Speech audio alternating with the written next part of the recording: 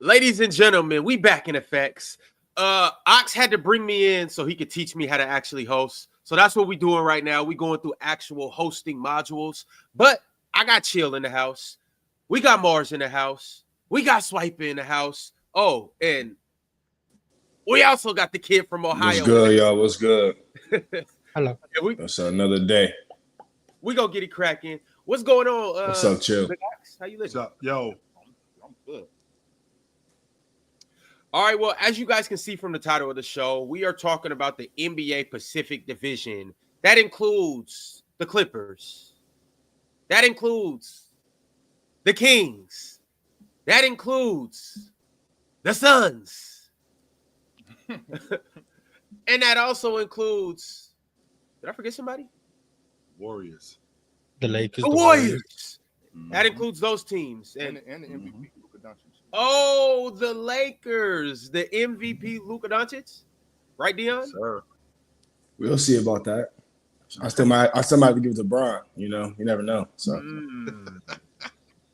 40 years old, 41 years old, winning the league MVP. I'm in the Matrix. 100%. I'm in the Matrix. year 23 on the way. Oh yeah, I'm in man. the Matrix every day, no doubt about it. If James winning the league MVP, this is what we're dealing with. What's it going to take to win the league MVP? Like, let's to your point, Ox, with Luka winning the league MVP, what's it going to take for the Lakers in order for him to do that? Because like 5 seed, I don't think that's good enough. I think that they with Joker, with SGA being as high as he is, I think it's going to have to take something more than a 4 or 5 seed. They got to be in that 2-3 space. They can't be no lower than 3. I don't know. I don't know about that. I mean, things have changed. You don't have to be a 1, 2, 3 seed to win it. Joker proved that. Russ proved that. I think as long as the Lakers win enough games, because like we know in the West, it could be 5 teams within 2.5 games. So if I'm a 5 seed and you're a 2 seed, but I'm 2 games behind you or 3 games behind you, should that really matter if I've been playing much better than you? Like if Luka's averaging 28, 9, and 8 playing defense this year, and Shai's averaging, something around there, but Luka's playing better, and they got 2 games up on them, why should Shai win the MVP over him? I mean, the 3 and the 8 seed was separated by 2 games. Literally. Exactly, that's my point. Yeah, the 3 and the 8 seed was separated by 2 games. But wouldn't that be playing defense? You know, Joker can't guard his shadow. So I'm a little bit more. I'm a little bit more on the other side than you are with Joker, because you know how I feel about rebounding, and I think Joker's one of the best defensive rebounders in the game. I mean, I don't know if there's 5 defensive rebounders in the game better than Joker. And when you rebounding like that on the defensive glass, you stopping plays, and I think that's huge for Denver's defense. So the idea that Joker doesn't play defense. I mean, no, he ain't Olajuwon around the rim. Nah, he ain't doing that. But when he's grabbing 8, 9 defensive rebounds, and he's doing it in the meat and potatoes of games, and it's saving games for them, and they end up winning 55, 60 games. And of those 60 games that they end up winning, 45 of them were meat and potatoes games where he came in late and did stuff like that. That's huge. Now, I can appreciate Luka being a bucket getter at the end of games, but that's what they got DeAndre Ayton for, right? That's what they got Jackson Hayes for. Well, that's what they got. No. That's what they got DeAndre Ayton for in terms of a rebounder. So even though I think Luka's one of the better guard rebounders in the game. But in terms of stopping plays, I think that I'm relying more on DeAndre Ayton to stop plays. I'm relying more on guys like Rui to stop plays, to get on the glass and stop plays, as opposed to Luka. And they got bucket get. I feel like they got bucket getters on that crew. Mars, if I'm guarding you, you're my man. I'm supposed to be guarding, and you're just doing whatever you want. I'm not guarding you. But if you miss the shot and I get the rebound, is that good defense? You shouldn't play good defense, but you got the rebounds, so that's a positive. It's better than not playing defense. They miss, and then you give up the offensive rebound. Right. So I get another shot. You got there's negatives and then there's positives. I'll never say someone who is actively just a bad defender but gets rebounds is a good defender. I don't think that's possible, but I do think it contributes to your defensive impact. So I hear both sides. And Ox, when you talk about being a cone, I mean, I don't think you give Joker enough credit. I mean, I watch Joker around the rim. I watch Joker in the paint. His hands are busy. He does what he can to get guys to cough the ball up. He does what he can to make it difficult on guys. No, he's not Rudy Gobert in the paint, right? He's not.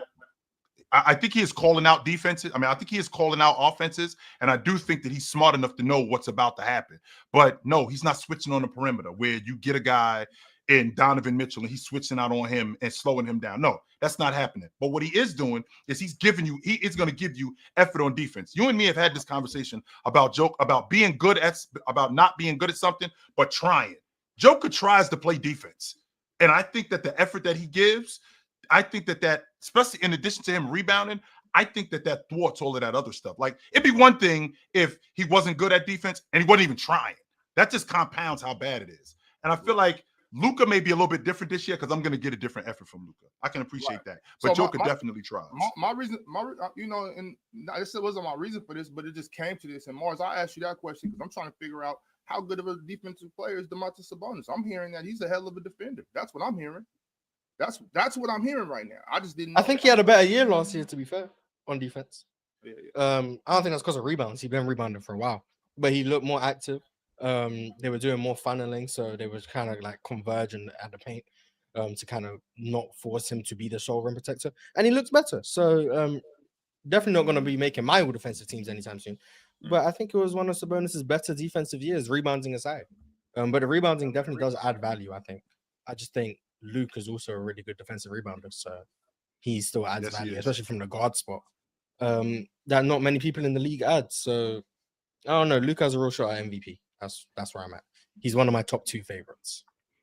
How long have we been doing this though, Mars? Since we on the subject, year 3 is when he became like a perennial favorite each so like year. 21, like going into year 3, yeah. So we're in year 5 now with Luka. Like, Luka is the league MVP this year, and we have yet to see that. That not to say that he can't win it, because I mean, again, like I said, I think a 4 or 5 seed. I don't think that's going to get it done, Nick. Especially when a guy like Joker, especially when a guy like SGA is averaging. It just depends on what happens. It all's going to depend on where everybody slotted. But I mean, it's all going to depend on where Joker and SGA are. I mean, if SGA has 70 wins, then he's probably going to win. If Joker has 56 wins, he's probably going to win. Like, it's just, that's where we are in the league now. Like, those two are so good that the problem is their teams are just good. And so when they're like, Jokic this year, I think it's going to be like 27, 12, and 10.5. Like, his points are going to go down. The assists will be what they were. SGA is going to be at 33. 10.5. Shit. Yo, Swiper, we're talking about the Pacific Division today. Yeah, I know. Please. I'm not gonna lie. They've been talking about Jokic for 6 minutes. That's nasty. I'm not gonna lie, bro. Could you just be an adult today, bro? Real talk. As you were saying, Swiper, you were making a point, Swiper. When Ron's in real life, he knows how frail he looks next to all these other athletes, and so then he doesn't want to say nothing. But I get it. I think the issue. No, don't make me tell you how you were standing over Jordan Bed in all white. All I'm gonna say is that in this situation, exactly, Dion. Exactly. All I'm saying in this situation is the issue is going to be is like Luka's going to be playing with LeBron. I don't know how much like it's going to matter that he's playing with LeBron, if that's going to take away or help his ascendancy, because if LeBron's having an All NBA season next year, then it's going to come down to like, is LeBron going to be second team All NBA? He's going to be top 10 in MVP voting. It's going to be all kind of stuff. I think Joker this year, he's going to average more assists than he did last year. The scoring's going down. The efficiency's probably going to go up, and especially if the team's better. But then SGA, I think legitimately, I said on Locked On NBA last night, they're going to sleepwalk into 60 wins. And then if they Denver? The Thunder. The Lakers. The Thunder. Okay, I'm listening. If they get 50 games of Chet, Dub, SGA, Caruso, and iHeart, they have a chance to win 72 games, or like they'll be in that range next year. Because if you look at their opening schedule, they have a lot of very favorable matchups. They don't struggle against a lot of teams. I mean, I think in a regular season format, the Nuggets, the Clippers, the Wolves, the Lakers will give them some bout just because of the scoring from Luka and Bron and all them. But like for the most part, they don't have anybody that's really putting them in a place that's going to make them struggle. So I just think if you look at where they are, I mean, they're going to be around 70 wins.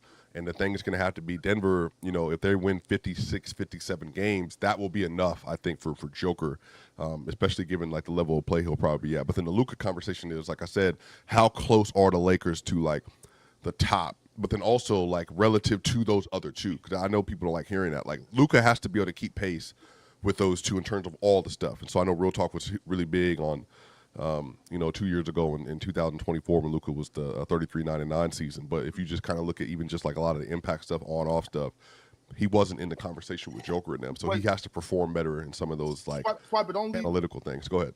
Don't leave OKC, Swiper, because I'm honestly, so they play the Lakers 3 times, play the Clippers 3 times, play y'all 3 times, play Dallas 4 times. The Lakers, y'all, and the Clippers should be OKC at least 2 times. No. They should be okay. They should be 2 out of 3.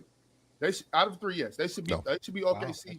Wow, okay. What's your problem with OKC, yo? Like, what's going on with anybody? I'm just talking ball. Because when I hear you talk about these dudes, when I hear you talk about Oklahoma City as a unit, you talk about them like they fool. You really do, especially when it's against in the course of the 48 minutes. You talk about them like they fooled, Ox. Like we really like these dudes. They won the NBA championship, but like these dudes really are fooled. But they weren't going to beat Denver if Aaron Gordon wasn't hurt. My thing, it would have been if Aaron Gordon and MPJ. Yeah, but that's one team though, Brody. In 5. I think the issue with the Lakers though, Ox, is that like the Lakers are not letting that happen. They will be good, and they'll be good in part because it's gonna be the over the top shot making that has to be there for them. But matching up with OKC is just gonna be tough for everybody. Like OKC, the thing that they have going for them that nobody else has. I think SJ is obviously in the middle of his prime. He is, or like middle of his ascension, like he's moving up. The scoring that he's in the gravity that he has, but they're a train wreck defensively in that like they are so disruptive and they have so many bodies that they put so much pressure on you every possession. Literally, there's no possession you can actually take off versus OKC. You have to shoot well, you have to hold on to the ball, you can't turn the ball over in transition, and then when you're in transition, you have to score over multiple long defenders, including SGA and Dub and Caruso and Dort. And then you also I think that the thing that's going to hamper them is their shooting again. The Lakers, I think Luka, Braun, Rui, Reeves, DeAndre Ayton, Marcus Smart. I don't necessarily want to cut you off, but I do want to bring things back to the Pacific Division. And more specifically, I want to get into everybody's expectations of each team in this division. I want to get into everybody's predictions of what the standings will look like. Later on in the show, ladies and gentlemen, we will do our top 10 players in this division. I think that's going to be interesting because as we get deeper or into like 8, 9, and 10, I'm curious to see who's going to get left off of that list. But the first thing I want to do right now is I want to go through each team and briefly talk about each team and what are our expectations for these teams going into the season. And obviously at the end of the season, where do we see each team at? And I think that can give us a format on how exactly we'll rank these teams and which teams will finish at the top of this division and which team ultimately will finish at the bottom, who will make the playoffs, all of that good stuff. Before we do that, Real Talk, what's going on? What's up, man? How y'all doing this morning? I see y'all coupled up in the hotel room today. That's cute. Hey, Real Talk. We were in Atlanta, and when we were actually, you know what, Swiper, I'm going to leave you alone because it's been a long week. I wasn't in Atlanta. I wasn't there. No, I'm talking about what were y'all doing in Atlanta?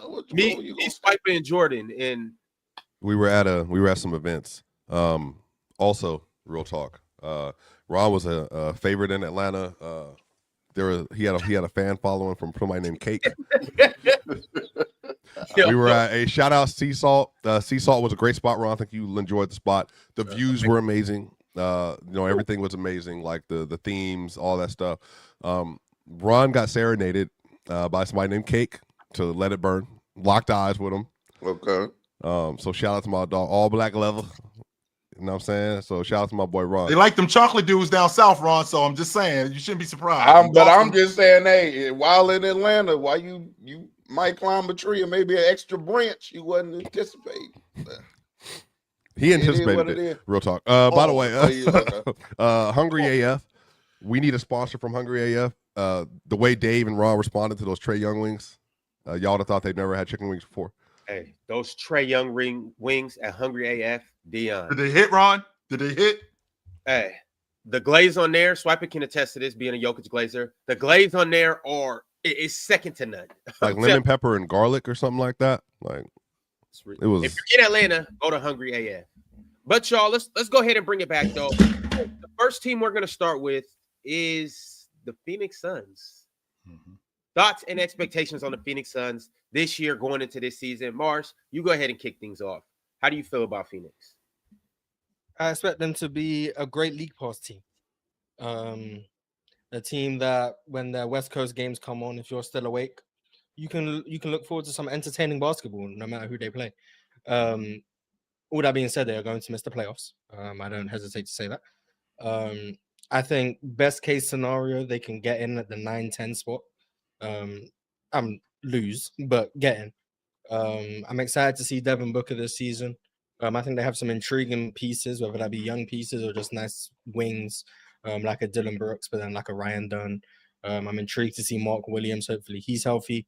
Obviously a lot rests on Devin Booker's shoulders. And then obviously the fabled Jalen Green breakout, which has been on the horizon for 5 years. If you get the Jalen Green breakout, they can make a push for the 7-8 spot in the play-in, but realistically, we're looking at an 11 seed. That's going to be very fun to watch, very up-tempo, very fast, and that on any night can beat any team with Devin Booker going on a heater, Jalen Green going on a heater. So just a tough team that will be entertaining, but ultimately probably win about 37 games, probably. What's the difference, Mars, between this Jalen Green, Devin Booker backcourt and Bradley Beal, Devin Booker backcourt? What's the difference? Jalen Green's more dynamic, able to get downhill, get to the rim with more consistency, more explosive of an athlete. That's the theory. In theory, sure. That's what he provides. Sure. The reality, I don't know. I don't know what the difference. They don't play the same stylistically, right. But in terms of like the actual impact, it could be quite similar in terms of the fit. So I don't know. Booker, I kind of have to see them play. Seeing Devin Booker on the ball more this season, because that's what it sounds like they're doing, because they don't have a legit lead guard. So it looks like they're going to have Devin Booker playing the lead guard more. That's why I was concerned about him and Jalen Green in the backcourt. It kind of gave me him and Bradley Beal vibes. But the difference is that Jalen Green is pretty durable. Unlike Bradley. Well, he's Beal. hurt right now, so. Well, I mean, I think that's not something. I don't think that's something to be too concerned about, like it was with Bradley Beal. Like he's got a back issue. For sure, yeah. You know, he had. I think he had way more injuries. But Devin Booker, I mean, I do expect him playing on the ball more to be more of a distributor, and I think he's going to open my eyes to being a better distributor. Mark Williams, I've been a Mark Williams fan since he first showed up in the league. I still think that the Knicks made a mistake passing on him. Malowatch is the guy that I'm concerned because I feel like they're really gonna depend on him a lot as a defender, and I don't think he's there yet. That's where I think the issue is. And Nick Richards being in the front court, I don't really think that he's going to help them much. But they still have guys who can shoot the long ball, like Grayson Allen. Like we completely forget about him. And I expect Ryan Dunn to be better as a shooter this year. I love him as a defender on the wing with him and Dylan Brooks. But I just think that the Western Conference is so difficult. I think they'll be around between 35 and 38 wins that they had last year. I think they'll be around that, and I think that they'll be competing for a play-in spot. I don't think that they'll make it, though. I'm in the same boat. Everybody else chime in. Let me know what your, I guess you could say, ceiling and floor for the Suns are, and ultimately, really just what your expectations are. I got the Suns winning around 42, 43 games. I think that they're going to be a good regular season team. I like the addition of Dylan Brooks. I feel like that kind of player kind of makes sure that the motor is on for the team for the whole 82, which is kind of important to winning regular season games because sometimes, you know, you have lackluster performances because your team doesn't bring the energy or the commitment or whatever. But Dillon Brooks is a player that kind of ensures that kind of effort is there. There's a reason why when he went to Houston, things kind of turned around there. He was part of that culture shift along with Ime Udoka. And winning kind of follows everywhere he goes. We don't think of Dillon Brooks as a, great player, but he definitely is a really good starter in the league. And I also just like their center rotation if everybody can stay healthy. Like they don't have one particularly great center, but like having Nick Richards is serviceable, Mark Williams is serviceable. He is, bro. He is serviceable. Real talk. What does a Tuesday night look like with Mark Williams? I don't know. Minnesota is in town. And he's healthy, by the way. What does a Tuesday night look like with Mark Williams? Rudy Gobert's in town against Minnesota. Rudy Gobert's in town. All right, maybe Minnesota's a stretch. How about Sabonis is in town? What is a Tuesday? What does Tuesday night look like with him? That's a cool 14 and 12. Okay, so that's a cool double 14 and 12. Yes. Yeah, right, cool 14 and 12. That's child abuse. What that is. It's child abuse. I don't care how you feel about it. So you got him roughing him up. So you got him straight roughing Mark Williams up. Hey, Mark Williams gonna be in the ice bath all week. No, facts. But I think Devin Booker is also gonna have a really good year. Hopefully he can be a good pull-up three-point shooter again. That's kind of what held him back last year from kind of hitting some of his regular efficiency. Everything else was still pretty much Devin Booker, like he was still elite in the mid-range. Just had a bad three-point shooting year, particularly on the pull-up. So hopefully he can get that together. He's a good enough passer and playmaker to play the point for them. And then, of course, the X factor, as we all know, is Fingernail Boy. There's no Fingernail Boy. You don't really know what you're going to get from Jalen Green on a night-to-night basis, man. So, hopefully he can play well over there in Phoenix. I'm rooting for him for sure. I used to be Jalen Green FC, kind of hopped off that train. But, if Jalen Green can be 22, 23 a night on league average efficiency. I know. Big ass. That's a breakout right there. Yeah. That'll be a career year for him. So, hopefully he can do that. I think they're a cool, fun team to watch, but they won't be doing anything serious. Swiper, am I ridiculous to think that all pro Jalen Williams, the days of Devin Booker being an all pro, them days are over? Am I ridiculous to think he's 28? Yeah. I mean, how many times has he made it? He's made it twice, right? Mm-hmm. Once, twice. He's not been a perennial NBA guy. So saying he's not going to make it again isn't exactly out of the realm of possibility. Not necessarily making it though, Morris. If he doesn't make it, I'm saying being that good. Devin Booker. I think that's crazy. But saying he doesn't make it, I think that's reasonable. I think most of us had Devin Booker as the best shooting guard in the NBA. No, until Kevin Durant came and got in the way. I think Devin Booker is. I did, yeah, for sure. Well, I'm not going to blame KD. I just think at the center. But still, I think Devin Booker is still a top. It's always right now between him, D. Mitch, and now Ant in the picture. Mm-hmm. I still think Devin Booker's better than both of them at basketball. I think Devin Booker's probably back to the best shooting guard in the NBA. Well, you think the Wolves regress a little bit then? Do I think the Wolves regressed? Yeah. I think they regressed this year. Because I got Devin Booker. Would you think yes, Ant's going to take a step back or Booker's going to take a step forward over what he did last year? I don't think it was necessarily Ant was better than D Book. I think it's just it's just it's situational. Y'all know how basketball works. I could be better than you, and people might think you're better than me just because of the situation we're in. You know what I mean? Like I think Devin Booker got his team back. He's even said that he was was a little uncomfortable. Now I don't know if that's necessarily throwing KD under the bus or whatever, but I still think Devin Booker is as good. He's right though. I mean, I'm the man over here, and KD come over here. I got to switch up my style. Right, I do, and it might get a little tricky. I think it's fair to give Devin Booker a little grace and let's see what happens this season. I think for the past 5, ever since Bradley Beal kind of stepped back and all of that, I think Devin Booker has been. I'm forgetting somebody. I don't know who I'm forgetting. Who is the man on this crew, Ox? Is it Devin Booker? Is Booker the man on this crew? For sure. That's not no question about it. Devin Booker is the man on this crew. Jordan Ott kind of emphasized that in his introductory press conference that this is Devin Booker's team. Like he made sure. All right. So Chill, there's no questions. If anyone for whatever reason had a question. Yeah, Chill. Are you questioning it? I think he's the best player on the crew. No question about that. I do. I think he's the best player. I'm asking the question amongst the group.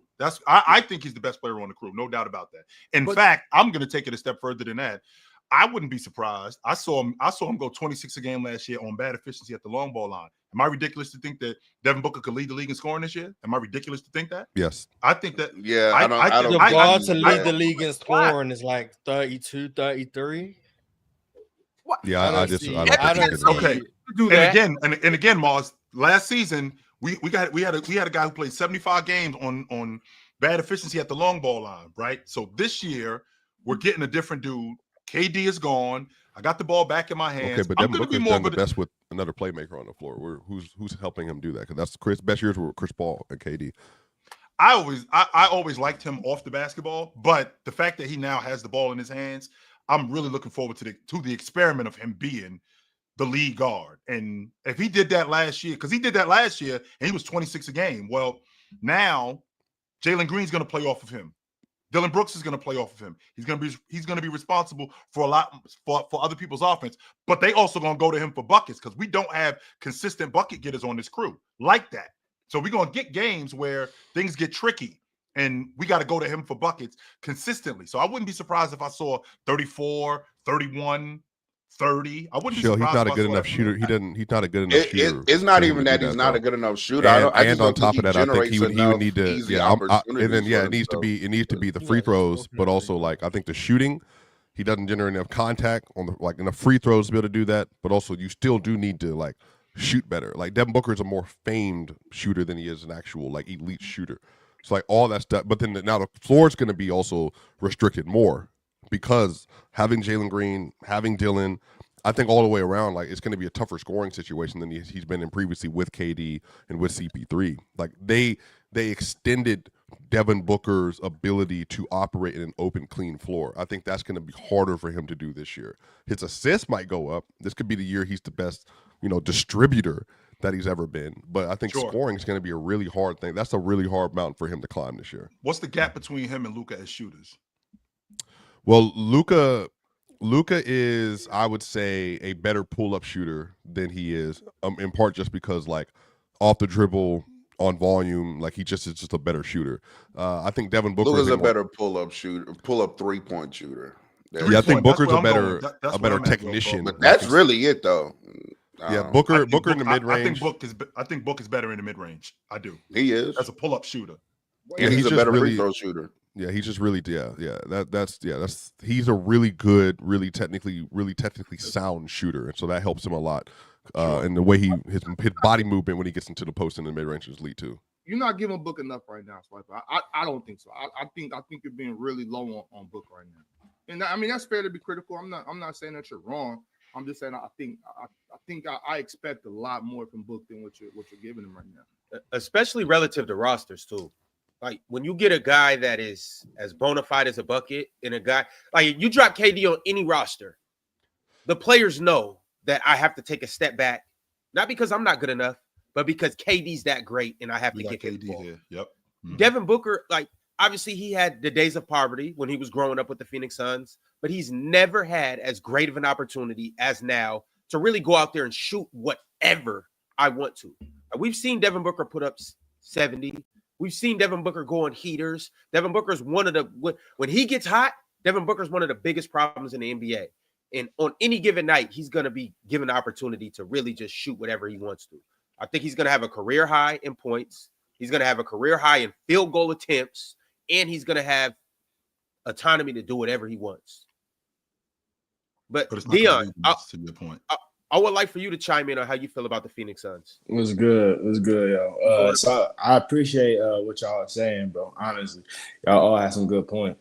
But I'm gonna say this: I think the Suns will probably be around that 8-10 mark, 7 or 10.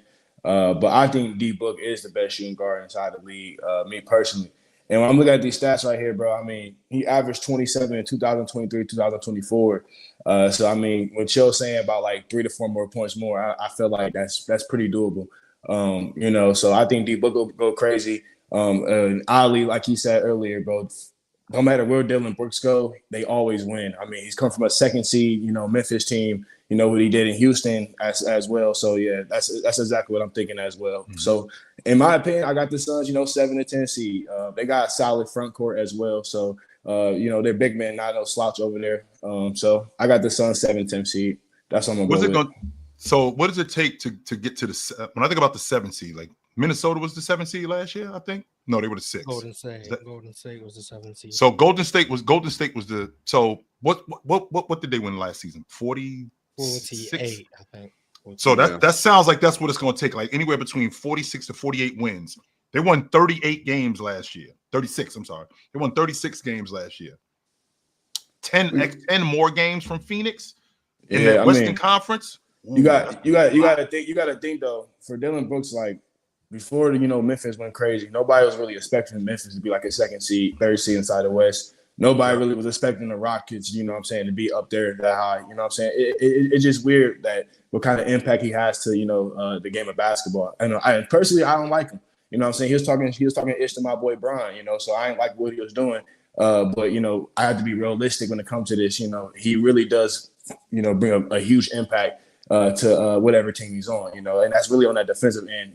He really brings a lot of energy to the rest of his guys inside the locker room. So again, man, this Suns team, having Devin Booker be able just to go out there and play basketball for fun. I mean, he averaged 26 last year with KD averaging 29. So I mean, bro, he go get his shots, bro. It's gonna be pretty easy for him, and I feel like he was inside the gym a lot this offseason, getting his shot together. So I'm pretty excited to see what he gonna do.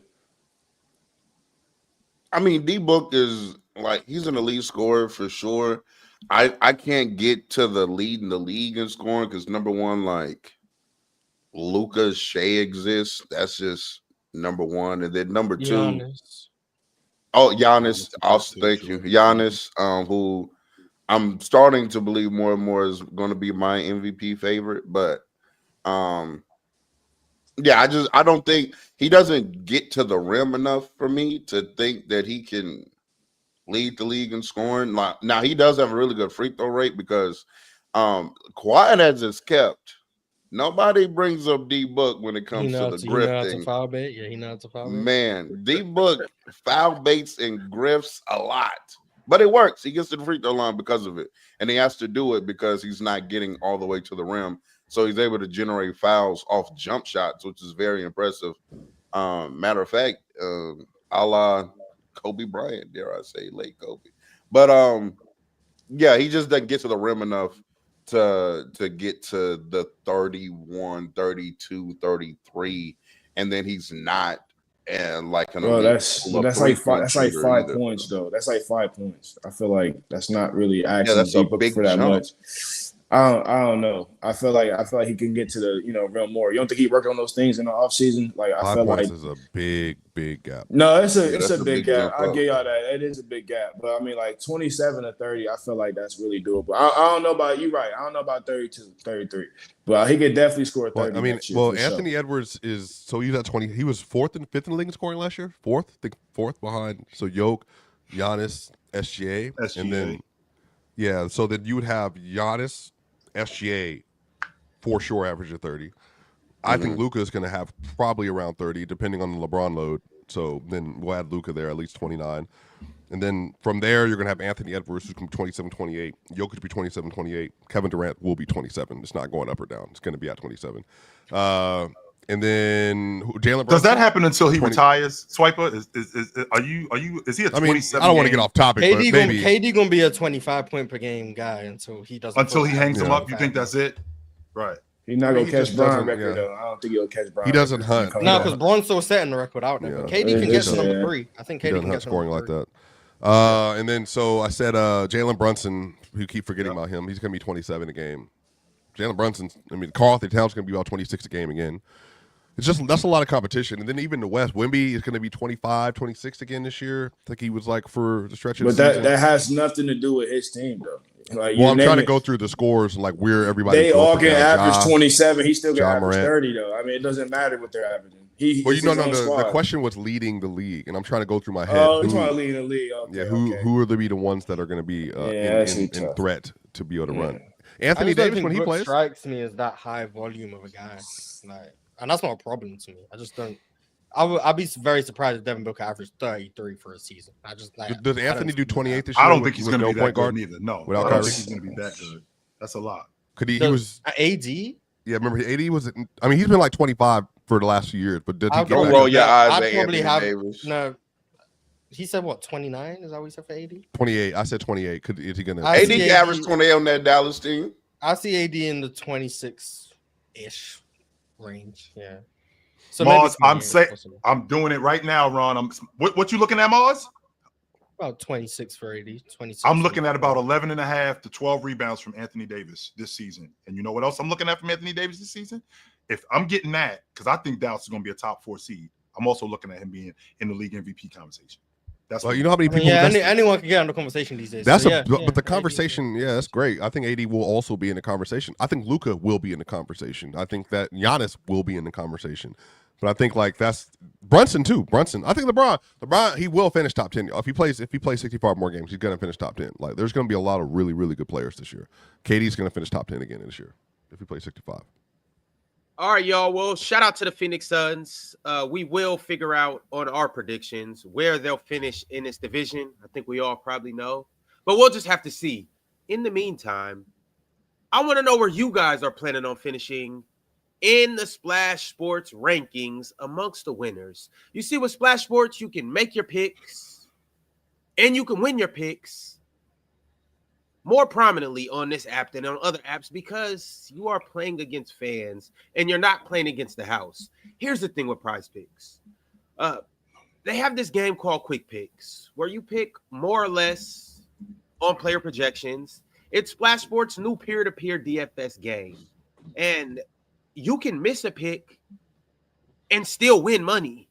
And that's the advantage you have on Splash Sports as opposed to other apps like, we don't need to talk about them. They're irrelevant. But I'm going to show you guys exactly how it's done right here and right now. This is what I'm rocking with y'all for tonight. Now, I sprinkled a little bit of baseball in there. I sprinkled a little bit of football in there. And I don't have no WNBA on this. But if I wanted to, I could have picked WNBA picks too. That's the cool thing about Splash Sports is you can integrate different sports and your favorite player projections in those sports. So let's run through it right quick. As you can see at the top, I was entered into a 64-person contest. Now, on this, I had 6 picks, and I can win 50 times what I put in. This is just $10, and I can win $1,000, partially because, well, I got a 100% boost for this pick, and you can get the same thing. But with this 100% boost, these are the picks that I chose. I got Shohei Ohtani getting more than 1.5 bases. This is the greatest baseball player of all time, so this shouldn't be a thing. Then I got Patrick Mahomes. What is that? I just got Patrick Mahomes going more. Okay. It's as simple as more than 0.5 pass plus rush yards. Yes, it's like basically like a free free pick. Yeah, it's a free. Yeah, it's a free pick. So freebies with Patrick Mahomes. Salute to that. Also, having technical difficulties, so I'll just read you guys off the rest of what's going on. I got the Chicago Cubs pitcher tonight pitching less than 3.5 strikeouts. Obviously, he's playing against some dogs over there, so I got him going less. And then I got Blake Snell going less than 17.5 outs today. Blake Snell is a great pitcher, but it is the playoffs, and they are going to end up yanking him early because the Phillies ain't nothing to play around with. Then I got Trevor Lawrence, 20.5 pass completions. Swiper, how do you feel about that? Do you think he'll complete more than 20.5 passes? Or was I right going less on that? That's an interesting line. Yeah, I think going less is cool. That's not bad. It's not bad. Chief defense. We'll see. Yeah, that's not bad. All right. Trevor Lawrence is mid, so yeah. So you like that real talk? Less than 20.5? Yeah, less, yeah. All right. And last but not least, speaking of Trevor Lawrence, I got Travis Hunter going less than 29.5 receiving yards tonight. Y'all like that? Should be fair. Probably, yeah. All right. Well, I'll check in back tomorrow when I win $1,000 because of these 6 picks. In the meantime, you guys make sure to download Splash Sports. You can click the link in the description, or you can scan this QR code, and you too can win up to 50 times what you put in. You too can get the 100% boost, and you too can win $1,000 tonight. All right, fellas, let's go ahead and move on to the next team. We got the Los Angeles Clippers. They've obviously Hey, Ron. What's up? Just real quick, Ox, me and Ron owe you an apology. We were debating with you about Kelsey Plum earlier this season between Kelsey Plum and Jackie Young. And is that over? Are we done with that? Is that conversation finished? Are we done with that? Welcome to the Jackie Young show. Jackie Young is amazing, bro. She's amazing. I had to get that in there because Jackie Young is amazing. Shout out Jackie Young. Also, shout out to the WNBA Finals. The Aces are up 2-0 right now. I couldn't be beyond wrong about what I thought of how this series would go, but have no fear because it's coming back to Phoenix and it will be 2-2 like that. It don't matter if they're playing in Phoenix, Nova Scotia, Florida, Switzerland. It don't matter. Imagine thinking Alyssa Thomas could get with Asia Wilson. Just imagine thinking that. Hey, chill. Things change a little bit when you at my house. Hey, the rules are a little different. Take your shoes off when you come in this house. I'm gonna have my shoes all over your couch. See that? But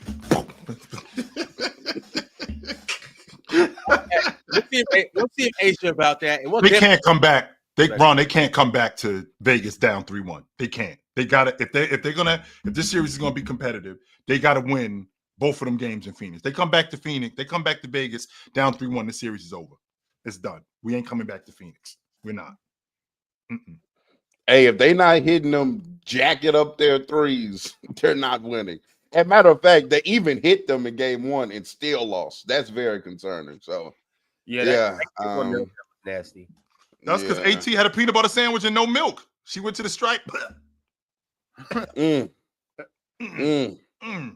was tough. Where were we watching that game, Ron? We were in Atlanta? Yeah, we were. And she had just locked Asia up on the other end. Like stripped the ball from her, got fouled, and then 2 plays back. That was crazy.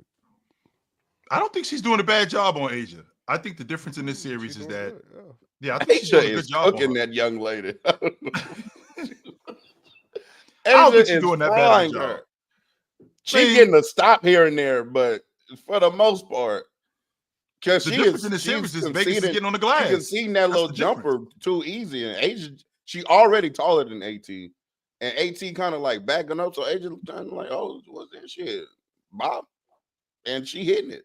So and she's trying to get physical with Asia too, and Asia's like, I just got finished dealing with Aaliyah Boston was bowling me in the neck. You think you scare me? You don't. Yeah, you don't scare me at all. True. No. What's this? 4 MVP, 3 DPOYs, and 3 rings? Yep. Not 3, 2 of them and a co-DPOY. Let's make sure we remember that part. 3 DPOYs, chill. 3 DPOYs. I mean, what's the difference? The difference is that I have to share one with somebody. Yeah, well, no, they both just got a trophy. But so chill, she has 2. They're both just the defensive player. I gotta share they both just got given a trophy, because you can make more than one thing. You could just construct a new trophy.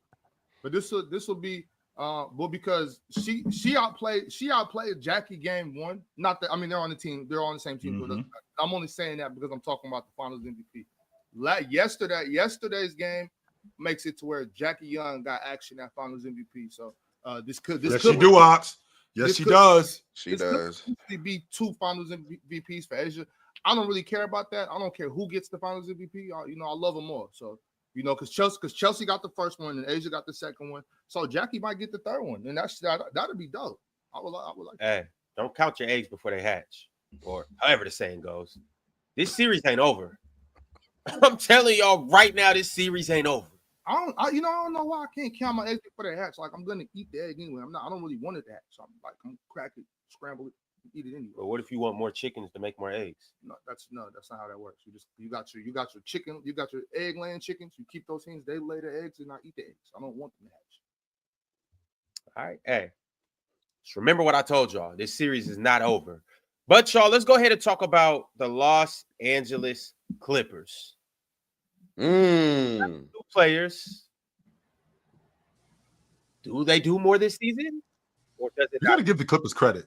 Ron. They trying. I mean, if we being honest, they 100%. They ain't just sitting on their hands. They definitely trying to do something. So, considering what they have on paper, it looks great. I think the addition of John Collins makes them more formidable in their front line. To have a backup like Brook Lopez, even though he is long in the tooth, like to scale down his minutes, I'm loving 15, 20-minute Brook Lopez as opposed to 30, 35-minute Brook Lopez. I'm loving double big Zubac and Brook Lopez. That's going to be a lot. Yes.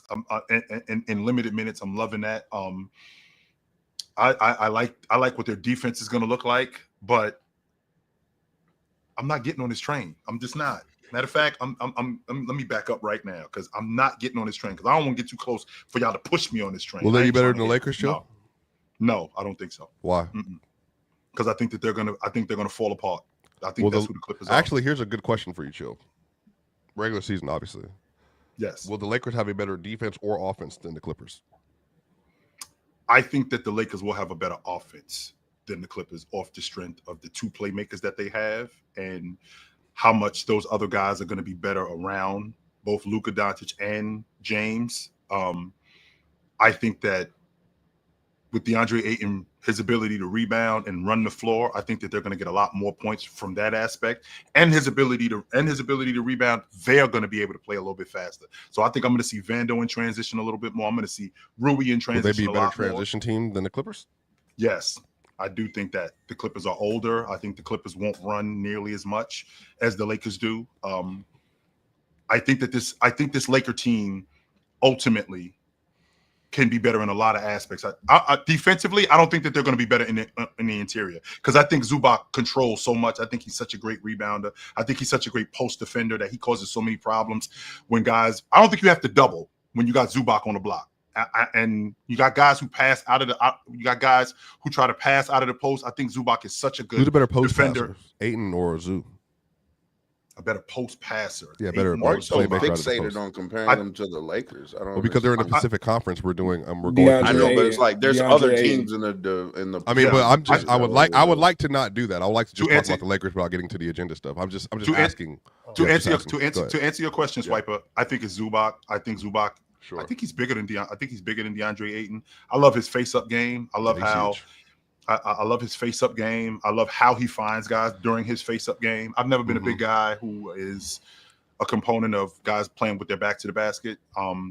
He's really good passing out of the double team. He's really good passing when guys are diving to the rim. I think DeAndre Ayton is very one-track when he's playing in pick and dive or when he's on the block. He's looking to get the ball and get to the bucket. I think Zubac is looking for other guys. So I'd have to say Zubac.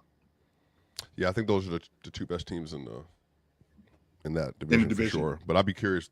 We'll get to the Warriors in a minute, but I think the Warriors can make a push too. But yeah, I think the Clippers should be the best team in the division. They should be the best team in the division. They have a 1 through 12.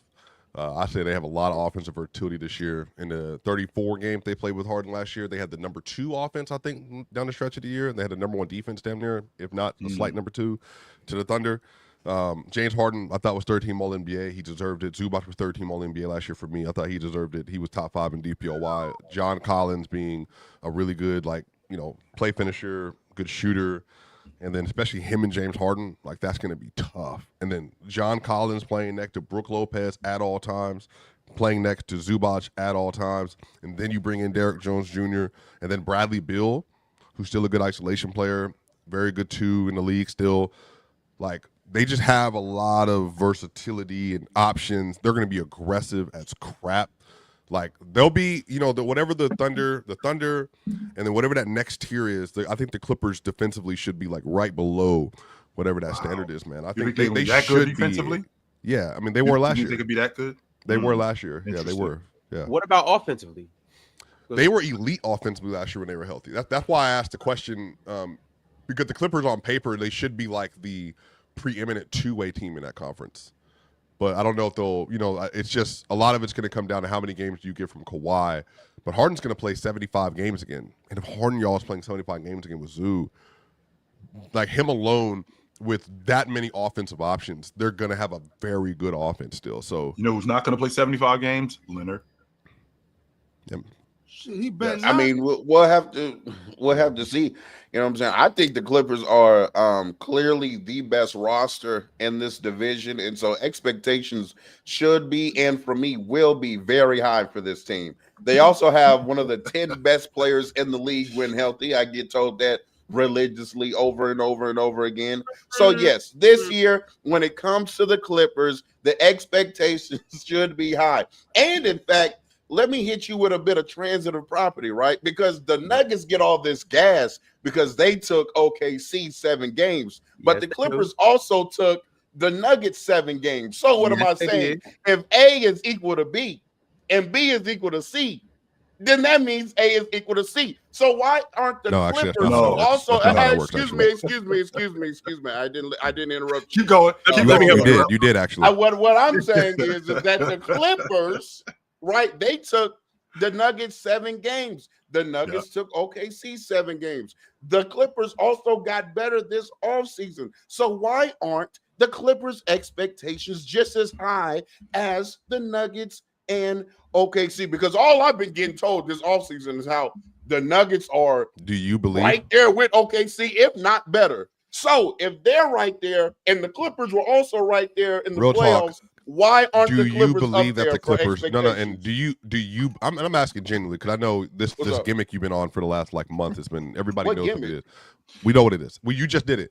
Do you believe, in your own estimation, okay, based on your own purview of how you view the sport, do you think they are a tier 1 team in the NBA? Not based on what you've heard, based on how you feel about the Clippers. Are they not? I'm sorry. Are they not one of the 12? Well, excuse me. Are they not one of the very direct 10-man rosters in the league? Yes. Are they not one of the don't best answer the question. Just let league? him answer the question. What do you believe? No, I'm asking you. No, I don't want any more questions. I just want you to answer the question directly. Do you believe that they are a tier 1 team? They should be. Okay, so he doesn't believe that. He said they should. So that's the only reason why I'm hesitant is because I don't know if Kawhi Leonard's going to be playing. If Kawhi Leonard is playing, what do you mean you don't know? Real talk. What do you mean you don't know? What have you seen over the last 5 years? Because we know. Okay, we know. So we know what it is. Okay, but let me ask you a serious question. Why, if Kawhi is healthy and that Clippers roster is healthy, why aren't they among the best in the Western Conference or in the league in general? They are. I think they are. Okay, so why is me saying this No, because you're saying it with the basis of an agenda that if they don't do it, oh my God, you guys lied to me about Kawhi. I'm just saying it because I think they're that good. So I think that's why. That's not what I'm saying. What are you saying? I want to make sure I'm following you. It's fine that's the reason you're saying it. Personally, I think real talk. I think you're good enough and you're smart enough to be able to give your own analysis without just depending on what other people feel and then basing your agendas based on how the public feels about them. I think you believe the Clippers with the shot making talent that they have with Harden and Kawhi, with the defense they have. Because real talk, you love defense. He's a top 10 player when healthy. You love defense. Real talk, you're super big on interior defense. You think rim protection is maybe the most important thing in basketball. So I'm saying they got elite rim protectors and really good POA defenders. Do you think you're telling me why they're a really good team? No, I'm asking, but I know, but I'm saying they do. They you understand? Objectively, they have these things. If you gotta make a stew, you got sausage. You got whatever lettuce and greens. They you have all put in the ingredients needed. Yeah, they have. But do you believe that those ingredients, in your mind, if put together properly, will equal a good meal? Maybe one of the best meals you've ever had. That's what I'm asking. You're a meal merchant, do you believe that? Yes. Why would I expect a chef? Well, here's the problem. I already know. You know what I'm saying? I ain't even gonna go there. With the glazed honey bun. But look, I'm saying that if they have all the ingredients to make a great meal, why would I then not expect it to be a great meal? That's what I'm saying. If they have everything to make a great meal, why would I expect it not to be great? The only reason why it could not be great is because the chef decided not to show up to work. Exactly. The chef. Hey, real talk. This is the head chef. This ain't the ones over there cutting the vegetables. Okay, first of all, we're talking about two different things. Number one, we're talking about two different things. To Swiper's point and to Mars's point, okay, he's not talking about other people's agendas. When Kawhi Leonard is healthy, he's a top 10 player in the game. That's a fact. That's not other people's agendas. I don't think. What? I don't think. When Kawhi Leonard. Okay, wait. Mars. I don't think that's a fact. Mars, but you know. I think that's debatable. Yeah, but Ox, I know what you believe, which is fair. But chill. Kawhi was healthy last year. I don't. Yeah, he was. Do you think he's better than LeBron? Healthy? Today. Yes, healthy. Yeah, yes. No. Dion. Let me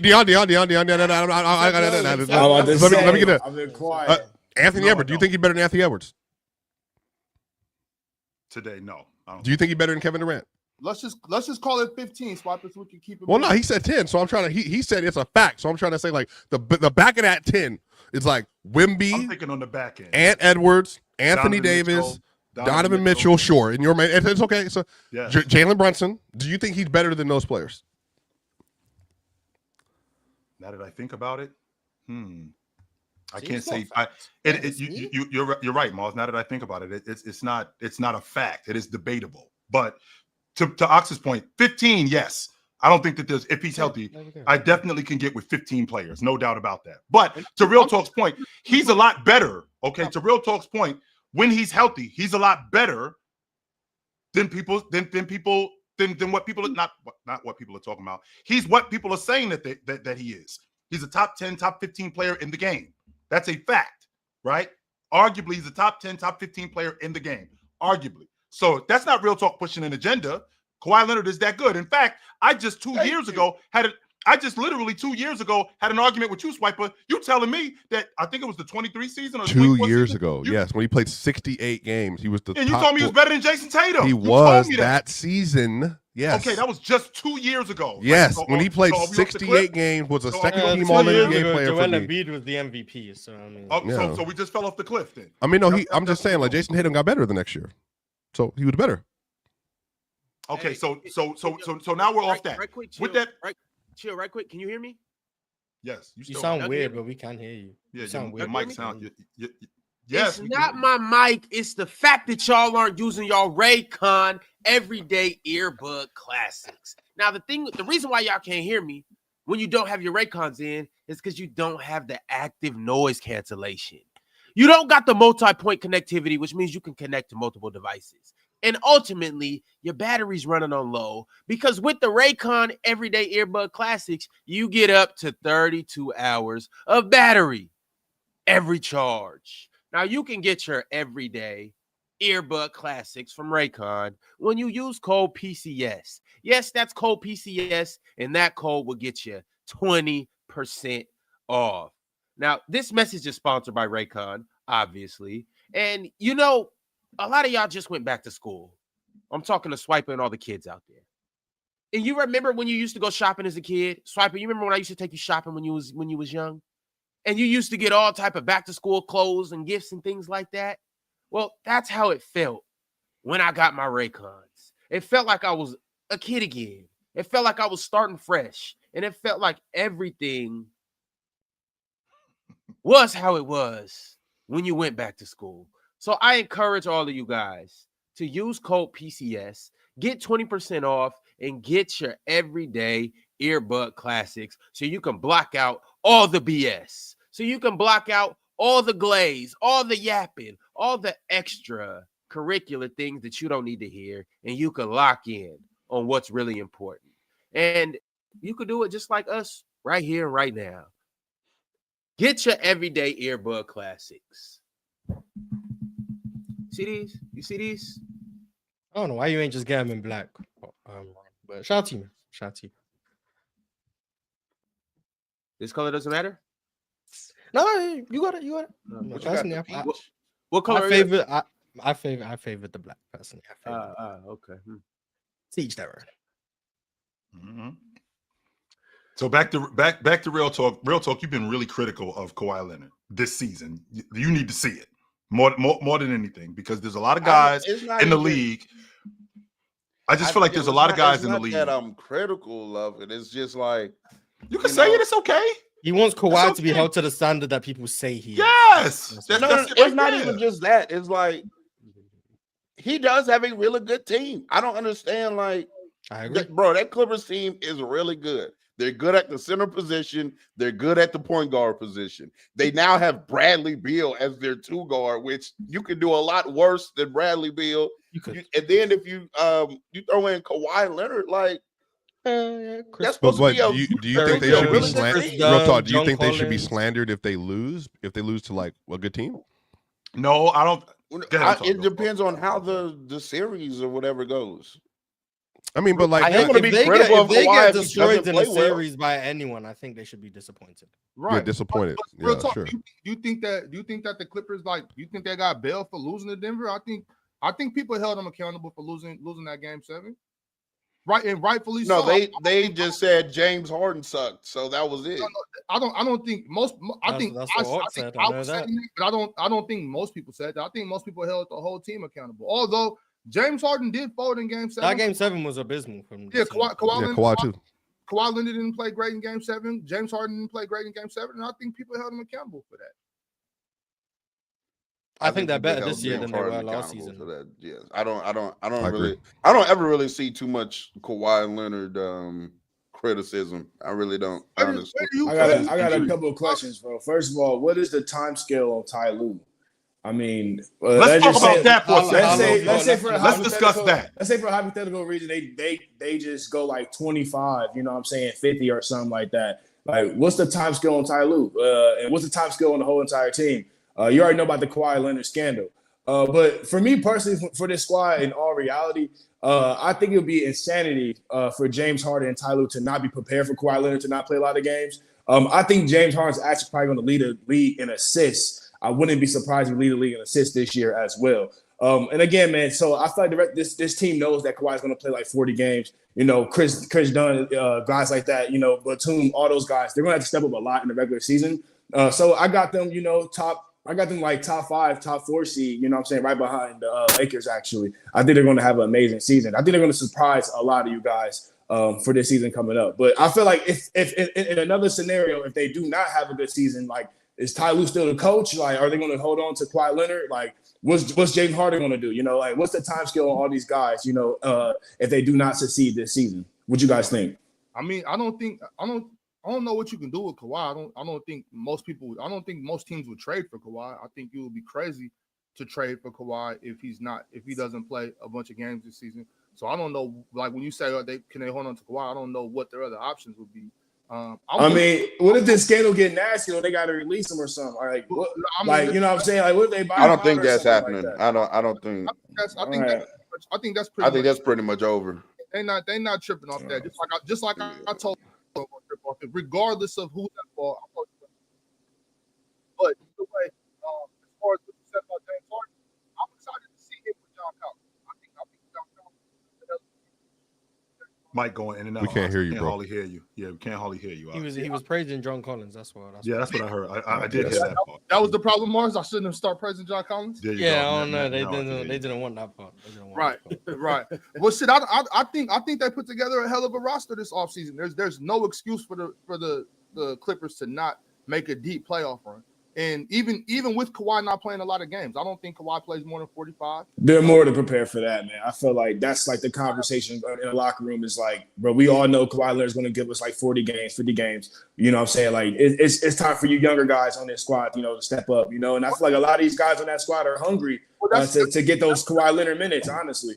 That's the thing, Deion. Mars, do you not hear? Okay, but real quick, hold on. Before you lose your mind, because that's what you do this every time we talk about that. That's just the reality of what's going on. But like that is such a privileged position. Absolutely, I agree with you. Bro, listen, bro, I'm a big Kawhi Leonard hater. Actually, I'm a big Kawhi Leonard hater. not talking about ranking Kawhi right now. We're just talking about this team, and we know that Kawhi's not going to play. Well, I hope one of the main reasons, though, Ox, is the reason why they're going to be as good as they are is because they got Kawhi Leonard, though. Oh, that's more no, so it's for the not. playoffs. No, That's it's more not. so for the playoffs. They're going to be really good because they have Ty Lue as a coach. They have James Harden. You have James Harden on your team in the regular season. You pretty much guarantee that you're going to be fine.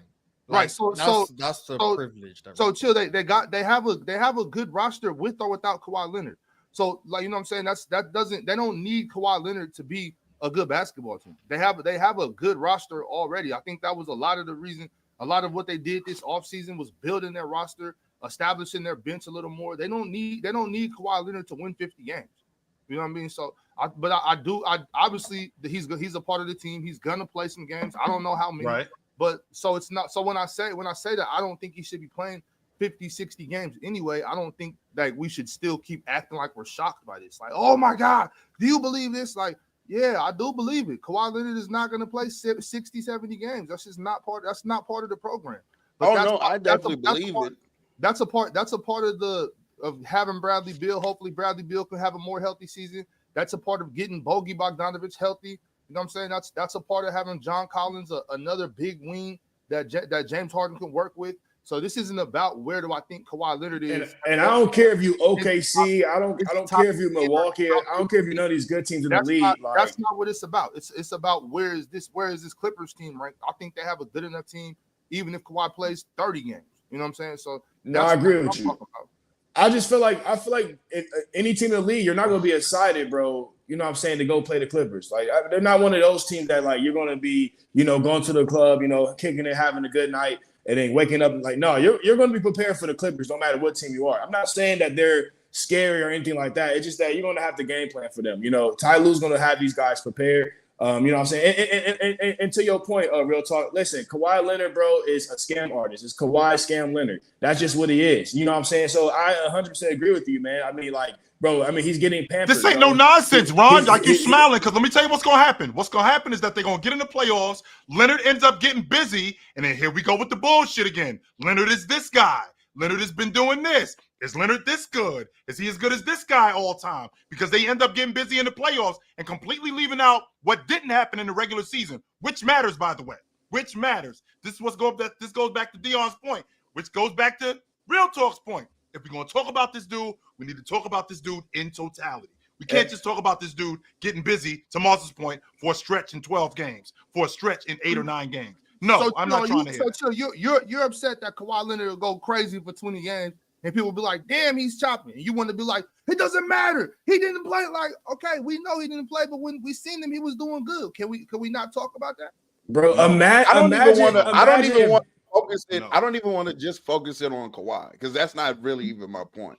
My point, I really want a real answer from you all for real. Why aren't the expectations just as high for the Clippers? They should be championship contenders. Because they don't have Jokic. Like, what does that mean? Because I know, but hey, boo the fool. No, Wake real up. talk. That's not what the league is about anymore. I know. I'm That's answering. I understand. Real talk. Real talk. You asked a question. You had Nikola Jokic. I know. I know. Real talk. Real talk. I hear you, but I think you're spazzing out, and I'm on your side. Yes, you are. You just said boo the fool in a response. I'm going to give you the response, and you're like angry and upset. I'm saying if they had a player that people thought was in top 3 discussions and legitimately like had one MVP, I know real talk, but you're asking comparatively. I'm saying in this scenario, and you see if you disagree with this or not. Tupac don't care about if they were I know, but like if they had Giannis, care about Boo-Boo. so like just spread it out. Just spread it out. If they had Giannis, Jokic, or SGA, any one of these players, or Luka. Real talk, do you see like perception wise, like if they had LeBron, people would be saying they need to win the championship. Right. So I'm saying like I just don't think real talk, what I'm saying to you is I think all of that is put in concert. If they had a tier 1 player where people view as like the guy, like one of the best, if not best in the world, I'm not Kawhi, and what for everything that's good about Kawhi, real talk, we do not look at him like SGA, Jokic, Luka, or Giannis. If Giannis played for that team, for that team to be good enough to win it. I know, but like you're asking why perception from the public. I'm saying because If the Clippers had one of those dudes, I do think the conversation will be drastically different. And it's about not the Clippers even overall. about the players either, though. It's not about it's about the organization, bro. It's the Clippers. You feel me? Like at the end of the day, Clippers fans don't believe in themselves. So like, how you expect us to believe in them? You know what I'm saying? Like, again, I don't even think the Clippers want that expectation. I don't give a damn how good they think they are. I don't think they want to have the expectation of the Denver Nuggets. You know what I'm saying? And having Jokic MVP talks and winning a championship or bust every year. They don't even want that. So it's like, no, if they don't want it, why should we want it for them? You know what I'm saying? Which is kind of crazy as hell, Dion, considering they got a stacked roster. But we don't want y'all talking about us like we should win the NBA championship. But before, even though they got a bomb squad over there. Exactly. Makes sense, though, real talk. Like, if they had one of those players, the perception would be different. I get what and if they were the Lakers or the Clippers, to Dion's great point. Yeah. Yeah, but what I'm saying is I think that's misguided and that's just faulty logic in 2025. Like, you don't have to have bro, the Pacers almost beat OKC, and I don't think Tyrese Halliburton is like a top. But nobody thought the Pacers were going to be that team either, brother. But and they're in the East. I know. But I'm saying that Clippers team is good enough. That's what I'm saying. They don't have to have Giannis on the team to be a champion. But they're playing versus OKC with Shea, but even as could chill right here. The Clippers have a better roster than the Lakers. And Chill just said, I'm not believing in the Clippers. He thinks the Lakers should be better. And I'm saying in the regular season, the Clippers will more than likely, real talk, have a better offense than the Lakers. The problem is that when they get in a series, they're going to be playing versus LeBron James and Luka Doncic, even with a better roster, and people are taking the Lakers. They will be playing versus Jokic and the rest of that roster and say it's Jokic. They should win the series. They're going to play versus SGA and the Thunder. Now, the Thunder are they're stacked all the way around, so obviously they're deep. But they got SGA. They're gonna put they're gonna put all their eggs in one basket and say this team has like a MVP in their prime, best player in the world type player. You don't have that. I'm not taking the Clippers over those people. So I'm saying that, like, I understand your frustration, real talk, but perception is reality when it comes to the Clippers. Dion said people don't respect that organization. Simple as that. They don't. And then on top of that, they don't think Kawhi and James Harden. They already think James Harden's a dropper. Because remember, James Harden in Game 7, everybody was like, I know what's coming. And then it came. Like, then it happened. He sucked in Game 7. So that's what even Chill, as reasonable as he is, he's going into this year saying, I know James is going to fail me. Therefore, I'm not picking the Clippers. A lot of people feel that way. I've seen it before. Not because I know we got to move on, Ron, and not because I want him to fail, but because I've seen him do it so many different times. That's why. I really don't want him to fail, Ron. I really don't. I just don't talk about him like you do, Ox. That's well, nobody talks about him like I do. But I'm saying I don't talk about. That doesn't mean I hate him. That doesn't mean that at all. I just don't talk about him like you do. That's Ox, I don't know if I told you. I think I told you this last time too. What's called LeBron's a better defender than Kawhi in their primes, by the way. But let's continue. That's for another conversation. I don't know if I told you that last time, Ox, but I just want to get that out the way. Hey, Dion, I'm not in the time. I'll add that to the PCL pool. That's cool. Yeah. Go ahead. I ain't worried about that. But Swipe, this is my. I want to say this, Swipe.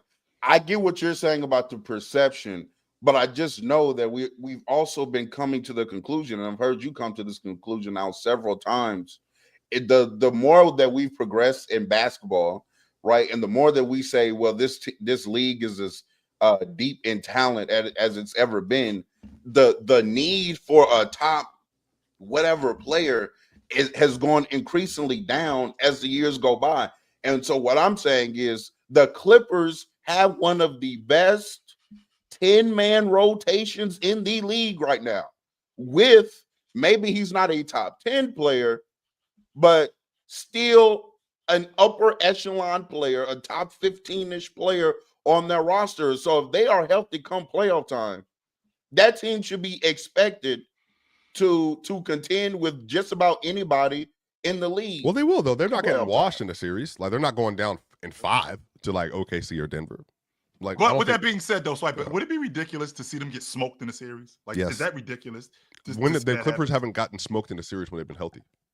They've not, and to Kawhi's credit and the Clippers' credit, they have not lost in less than 7 games when they're healthy. And then they weren't healthy in 21. So like and then they lost. But like if Kawhi was there, they could have won. So they don't get smoked in any series. They just lose. This scandal is probably the worst thing that happened to Kawhi Leonard though. Because like when you look at it, it's like, bro, he got to go out there and prove his point now. Like prove to the world that he's innocent, all that good stuff, right? So he's going to try to play like 60, 70 games this year. What? Bro, he's going to injure himself trying to do that, bro. I'm telling you, bro. Why would he do that? Because man, I just like he feels the pressure, man. He feels the heat, man. If you play good, it goes away.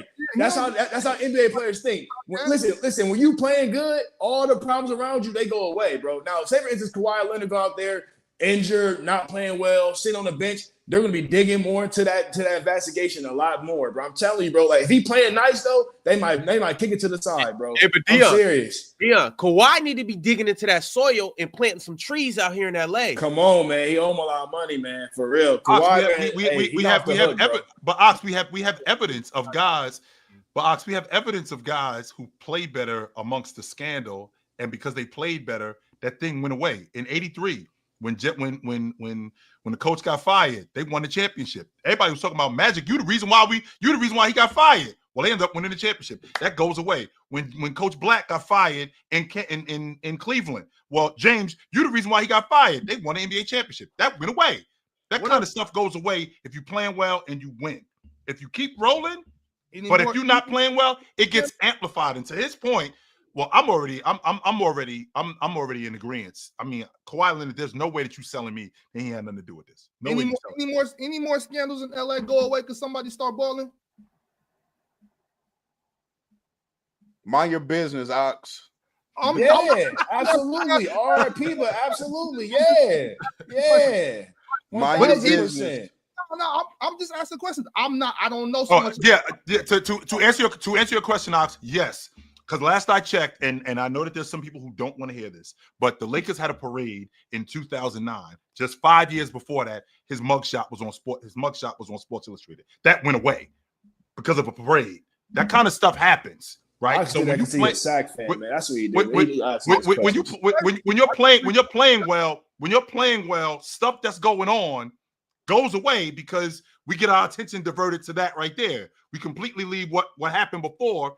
We get rid of that because you're playing well. In this particular situation with Kawhi Leonard, I mean, I don't think it's ridiculous to think that, I got to get y'all mind off this other nonsense because that's not going away if he's only playing 30 games. It's not.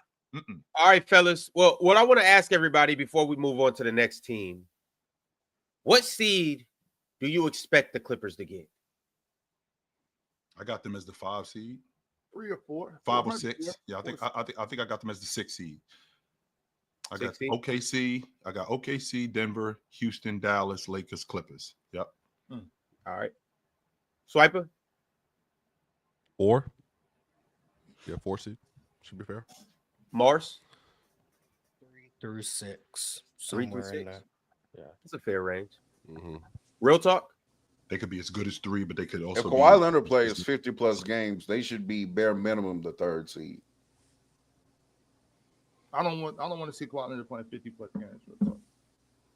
Ox, he might be healthier than you think, yo.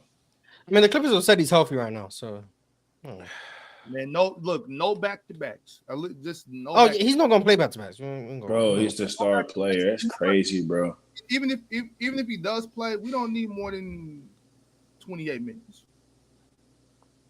I wouldn't be surprised if he's in that 28 to 31 range. Mars, can you imagine if Joel Embiid had teams that could allow him to just set out for? I mean, that would be ideal. Like, I'm being honest. I know it'd be ideal, but I'm saying like nobody ever gets that ideal to go in the playoffs and average 22. To be fair, they did do that when they got Drummond back. They were hoping that they would be able to. Last year they wanted to. They just didn't think that. They planned around being able to play without Embiid. The issue is that they don't understand. But then Paul George got hurt too, so that's nuts. That you plan to play around your more best for his player. team. Yeah. You have to.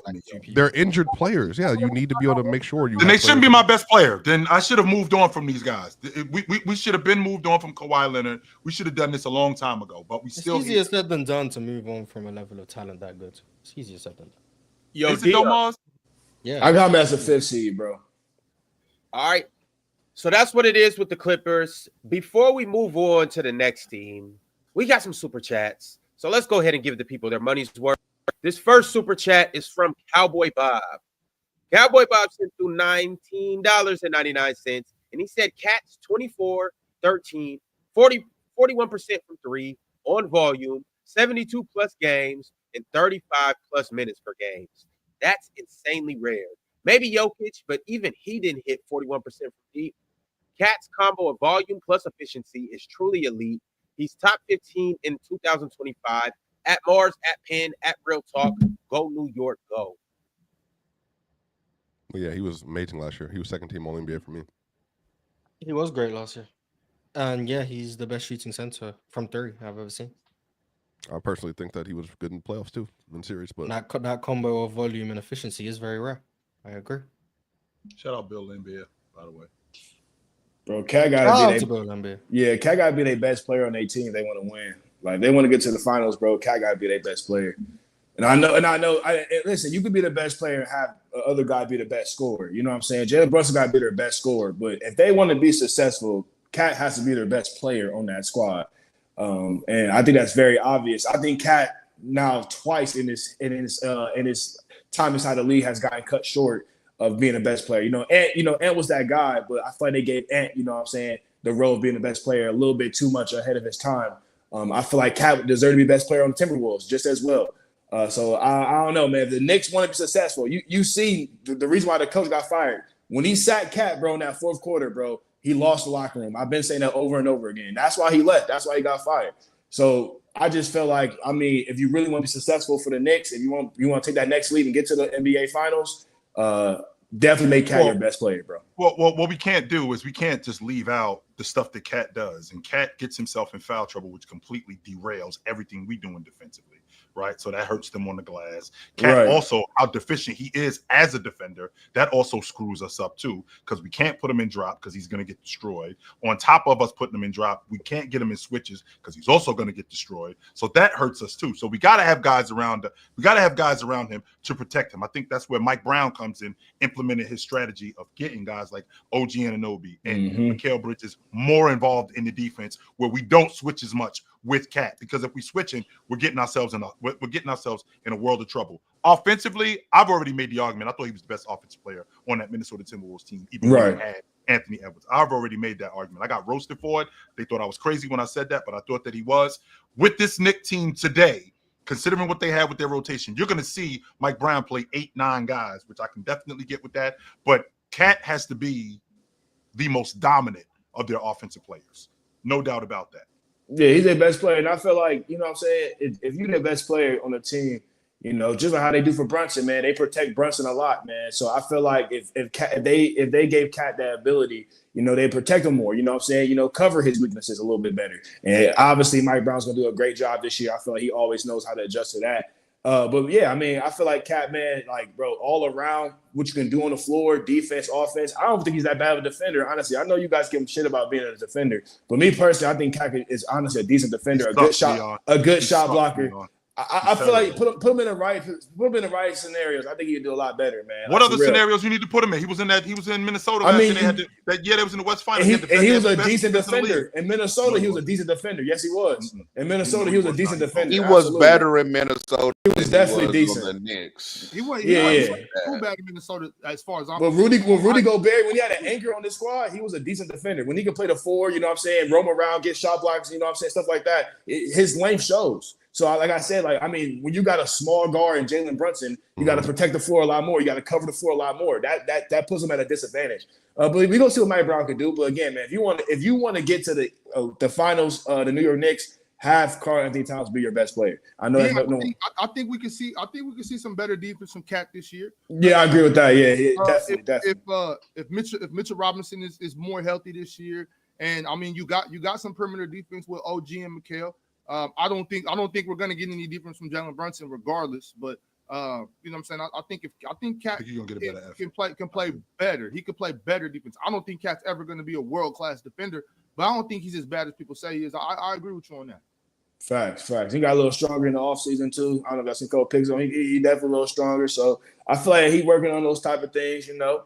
But Cat's been a really underrated player, bro, in history of the NBA, if you want to be honest. But yeah, that's for another story. Numbers are insane. When you just read those numbers, they are. But it's just like when you watch Cat. Not to say that Cat's weak when you watch him. It's just a glaring thing that you're just like, Cat, come on.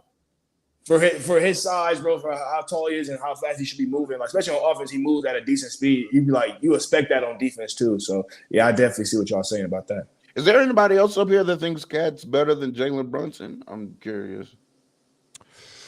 I think Cat at one point last year was having. I think he had an argument for the 5th spot on first team All NBA, and then he started sliding down. And then so that's when I think Brunson. Why is that? Brunson usage rate went up, bro. No, remember it was a lot of it had to do with Cat.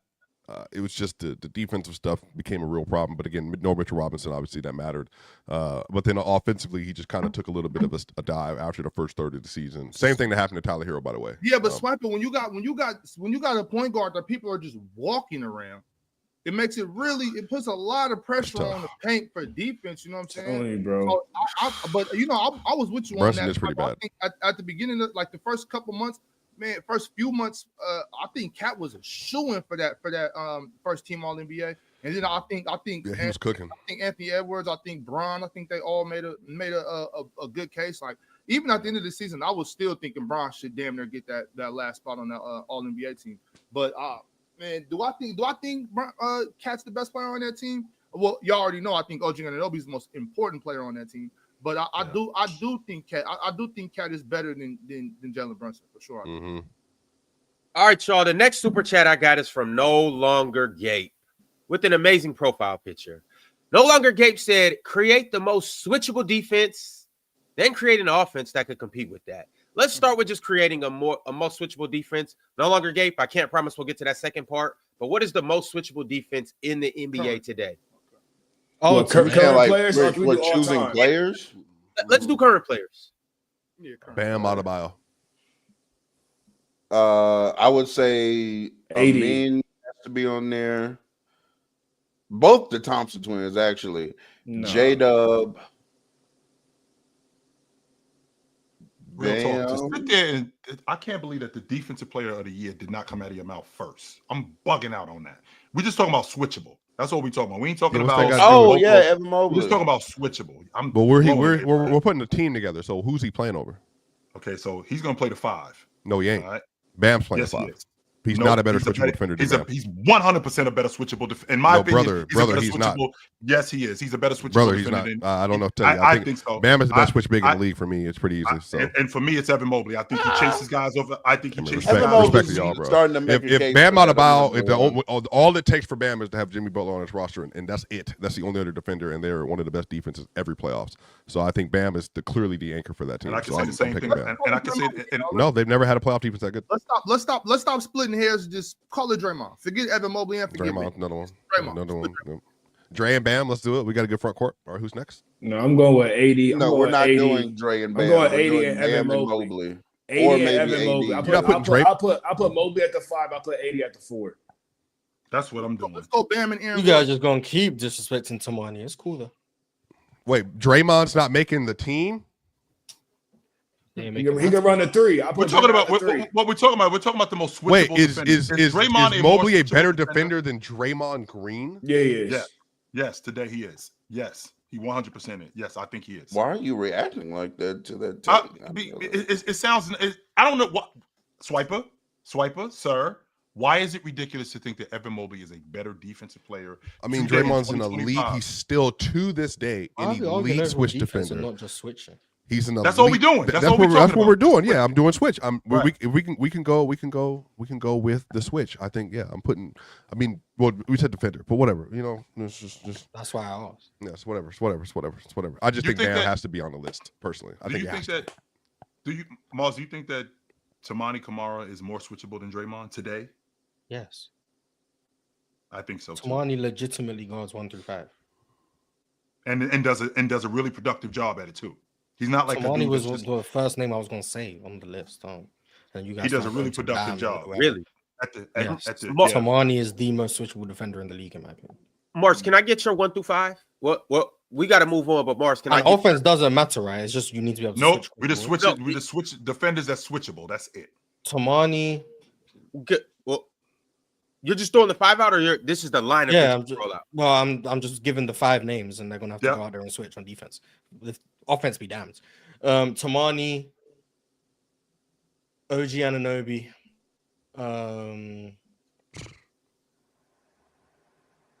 Is OG Anunoby more switchable than the Min Thompson? J-Dub. See, I want to say Scotty Barnes, but I know Penn's gonna celebrate if I say his name. So see what you do. I don't want Penn to be satisfied. But if that's the truth, it's the truth, Mars. If you think it's Scotty, OG Anunoby, Tamani, Asar. Yeah, no. Why is Asar more switchable than his brother? In your estimation, this list I just think he's better regarding the ball. So if I had to pick between the two, who do I trust more to switch across the board? I'm gonna go with Asar. So I got 3 guys. Put Bam in there. I'm fine with that. Bam 4, and then who's 5? Why not? We'll go with Scotty Barnes. Okay, Scotty Barnes. Yeah. So one more time. Run that down. Tamani, OG, Asar, Bam, and Scotty Barnes. Yep. This is pure healthy, right? All healthy lists, right? Yes, all healthy and the most switchable. Give me AD, Mobley, Bron, Kawhi, and at that first spot, I'm gonna go with Marcus Smart. We switching everything. So I'm gonna go in the backcourt. I'm gonna go with Amin Thompson and J-Dub in the backcourt, and my front court's gonna be Bam, Mobley, Anthony Davis. I'm sorry, Tamari, Anthony Davis, Evan Mobley. That's gonna be my front court. Shout out to Maury and all of that, but I feel like Jaden McDaniels is getting slept on right now. Oh, I forgot about JD. My fault. He's too. I forgot about. What you saying for 5s? Yeah, he's not strong enough to guard even like the big physical wings. He's not strong enough. Like I don't like that matchup. That's why I didn't go with him. But he's an amazing defender. Like on the wing, best wing defenders, yeah, he's great. Like, but we're talking about just switchable. Like, I need to be able to trust you on an island against anyone. And like, I don't trust Jaden McDaniels in that context. Same reason why I'm not picking Anthony Davis. Like, I'm not trusting AD on the island with a guard at this point. AD was on the island with Stephen Curry, bro. When he locked AD was on an island with Devin Booker. He locked him. And he was on an island with Devin Booker. AD to me doesn't have the same level of mobility he had even 2 years ago. But that's just me. But I understand going with a big because like if you're switchable, you also want to be able to still have rim protection on the floor. So I understand like that philosophy, but that's why I went with like guys. J-Dub I think is a really good shout. And the men obviously goes without saying. I just favored the Asar because I think Brown one of the most underrated switchable players in the league last year. Today, Bron could still do it. Like if you gave Bron no offensive responsibilities for a game and told him to just switch everything, Bron could switch everything to this day. On a team full of defenders like that, bro, I would definitely want Bron on that squad. I do agree with Bron would definitely be nice on that switchable squad for sure. Definitely don't agree with Kawhi, but I could see Kawhi can guard 1 through 4. If he said all healthy, Kawhi can guard 1 through 4, and I can put him on the center some plays. You know what I'm saying? Like I feel like I don't know. Maybe I was honing in a bit. I still like being able to guard 1s and 2s and whatever. Like yeah, I guess in theory, but like I want you to be elite at doing that. Like it's not just you can switch on them. Like I want you to be an actual stopper on the outside. Like so that's the idea. Not making it tough on guys. You got to stop guys. Yeah, like Rudy Gobert could in theory switch. Like I've watched Rudy Gobert switch, and the numbers say he does good. But nah, like I want stoppers. Like, and for being honest, Rudy Gobert's actually been one of the best switch centers in the league last several years. So he just doesn't make the list. Statistically, he has been. Yeah. All right, y'all. We got 3 more teams to talk about. You guys want to hurry up and just talk about the Kings for 5 minutes while Ox is in here? Hurry up and talk about the Kings. I had them last on the list. Out of all 5 teams, I had the Sacramento Kings last. Well, hold up, I ain't gonna do my man Ox like that. So we'll talk about the Golden State Warriors next, and what are our thoughts and expectations about them? Dion, I'll go ahead and kick it off though. Talk to us about the Warriors. I got Golden State 3. You know what I'm saying? Out of Pacific, out of all 5 teams, I think Golden State's the 3rd. I got the Lakers 1. Clippers 2, and I got Golden State 3. I just feel like, Curry's just that dude. He's really good. I expect Butler and Draymond, you know what I'm saying, to really, have that defensive presence. I think Jimmy Butler's going to have a way better offensive year this season as well. And then guys like Pods, what is Pods going to bring me? Is he going to be a 10 to 15 guy a night? And then Moses Moody, even last night, Moses Moody looked really good shooting the ball. So I think Moses Moody could be a really impactful player for the Golden State Warriors as well. And then I think the reason why I have him third, not over teams like the Clippers and Lakers, because there's a big question mark for Kuminga. The rest of the team is trying to, go out there and win championship. I think Kuminga's playing for his contract. I think Kuminga is really about himself. And me personally, I don't blame him. I mean, the way they treat him over the last couple of seasons, is you in it or you out on me? I don't know. You know what I'm saying? Like, so I feel like Kuminga definitely is going to go out there and try to play for his next contract. And that might, really, really drill the team in a different direction. So I think Golden State's going to be decent. I got them around the 6-7 seed around that area. But in all reality, they're not going to be competitive at all, unless Curry just have an MVP season.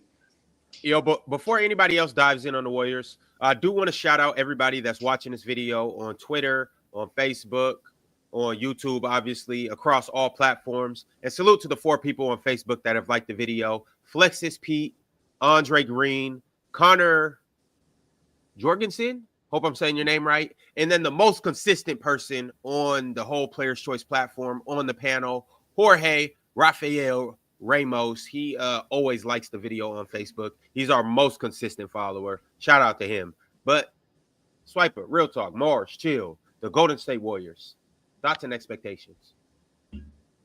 They've always been one of the better defensive teams in the game. And I don't expect that to change this season, considering, Draymond still has the goods. Just from an IQ standpoint, I mean, they've always been one of the better switchable perimeter defenders in the game. I think Gary Payton shining him back, I think that gives them really good rotation minutes. I think that Pods gives them really good rotation minutes. In terms of offense, this is where it gets tricky because I'm not sure exactly what his motivation. I know his motivation is to win. I definitely get that part. But I'm trying to figure out what exactly he's doing with Moody, because what Moody did last night, like Moody will do that in December on a Tuesday, and then I won't see him again in the lineup consistently for like weeks. Like he'll play 10 minutes, then he won't play, then he'll play another 15 minutes. So I understand that he has one of those good problems in terms of his rotation. I just think that with the team that he has right now, if he could get consistent minutes out of these guys, then he could get consistent production. And I don't think I'm going to get that from him. I think Steph Curry is going to do what Steph Curry does in terms of shooting the basketball. I think he can still do that at 37 years old. Jimmy Butler, I don't think Jimmy Butler is the big-time scorer that everybody talk about him being. I think he's going to be something like 18 to 20 a game, something like that. And I think I think that's feasible for them. I think Al Horford is going to get him solid minutes, but I think that they're the third best team in that division.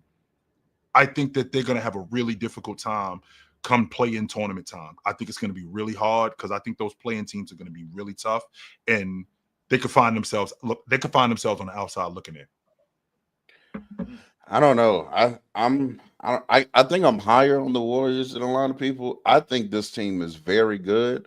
Now, where they slot as far as the regular season, because they do kind of have an older roster, obviously. So guys not playing, all 82 or even 70 plus for them as a collective can be a problem as far as their regular season standing. But I really like this roster. I like the addition of Al Horford. I think Melton coming back is actually going to be very good for them. He's another guard that can guard and hit a three. Jimmy Butler being there a whole season now, I think will be beneficial to him. I think they're going to be an elite defense. And then Steph Curry is still really good. Didn't play a lot against us last night, but even from what we saw, he's ready to have another great season. So in a playoff setting between after OKC, I think they can beat anybody else in the West in the playoffs. I really believe that if they're healthy, the Jimmy Butler, Draymond, Al Horford front court is going to be damn good defensively. And then their X factor is always Jimmy Butler come playoff time. Can he ramp it back up to what we've previously seen? Maybe not to, the Heat versus Bucks days, but can he get up to like 24 a night come playoff time? That'll be huge for that team. And if he does, then they're going to be a very hard team to beat in a playoff setting. So real talk, really quickly. I'm worried about the Warriors. I know where you're at, Ron. Real talk, really quickly. I'm going to run down some teams, and I need an L or a dub. This is opening night. Lakers. I mean, of course, I'm going to say the Lakers are going to win. So Denver. Of course, I'm going to say they're going to beat Denver. At the Trailblazers. They're going to beat the Trailblazers. Memphis. They'll beat Memphis. The Clippers. Great game. Probably go Clippers. At Milwaukee. They'll beat Milwaukee. At Indiana. They'll beat Indiana. Phoenix at home. They'll beat Phoenix. At Sacramento. They'll beat Sacramento. At Denver. The altitude gonna get to them. They'll lose to Denver then. Indy at home. They're gonna beat Indy. At OKC. They'll lose to OKC. At San Antonio. Y'all see Wemby coming down the lane, pushing niggas out the way, Shaq dunking. He not doing that shit. I don't know. He not doing that shit to Draymond. I'm still go to State though. He not doing that to You're right. At San Antonio again. Oh, they'll split. San Antonio gonna win one of them games. So yeah. At New Orleans. I'll go to State though. Yeah, but New Orleans is going to be a fun regular season team. Draymond's is the Zion stopper, man. Two more, just two more. At Orlando, they're going to lose to Orlando. At Miami, they're going to. Is this a back-to-back? Yes, Tuesday, Wednesday. They're going to lose to Miami. Portland. Where are they playing at? It's in Golden State. It's in San Francisco. Bro, Portland gonna be clamping some people. Yeah, they got tomorrow. Ron, you can look like that all you want to, bro. Their Portland defense gonna be legit. They got the most switchable defender in the league, you know. Okay, and that's fair, Mars. Cool.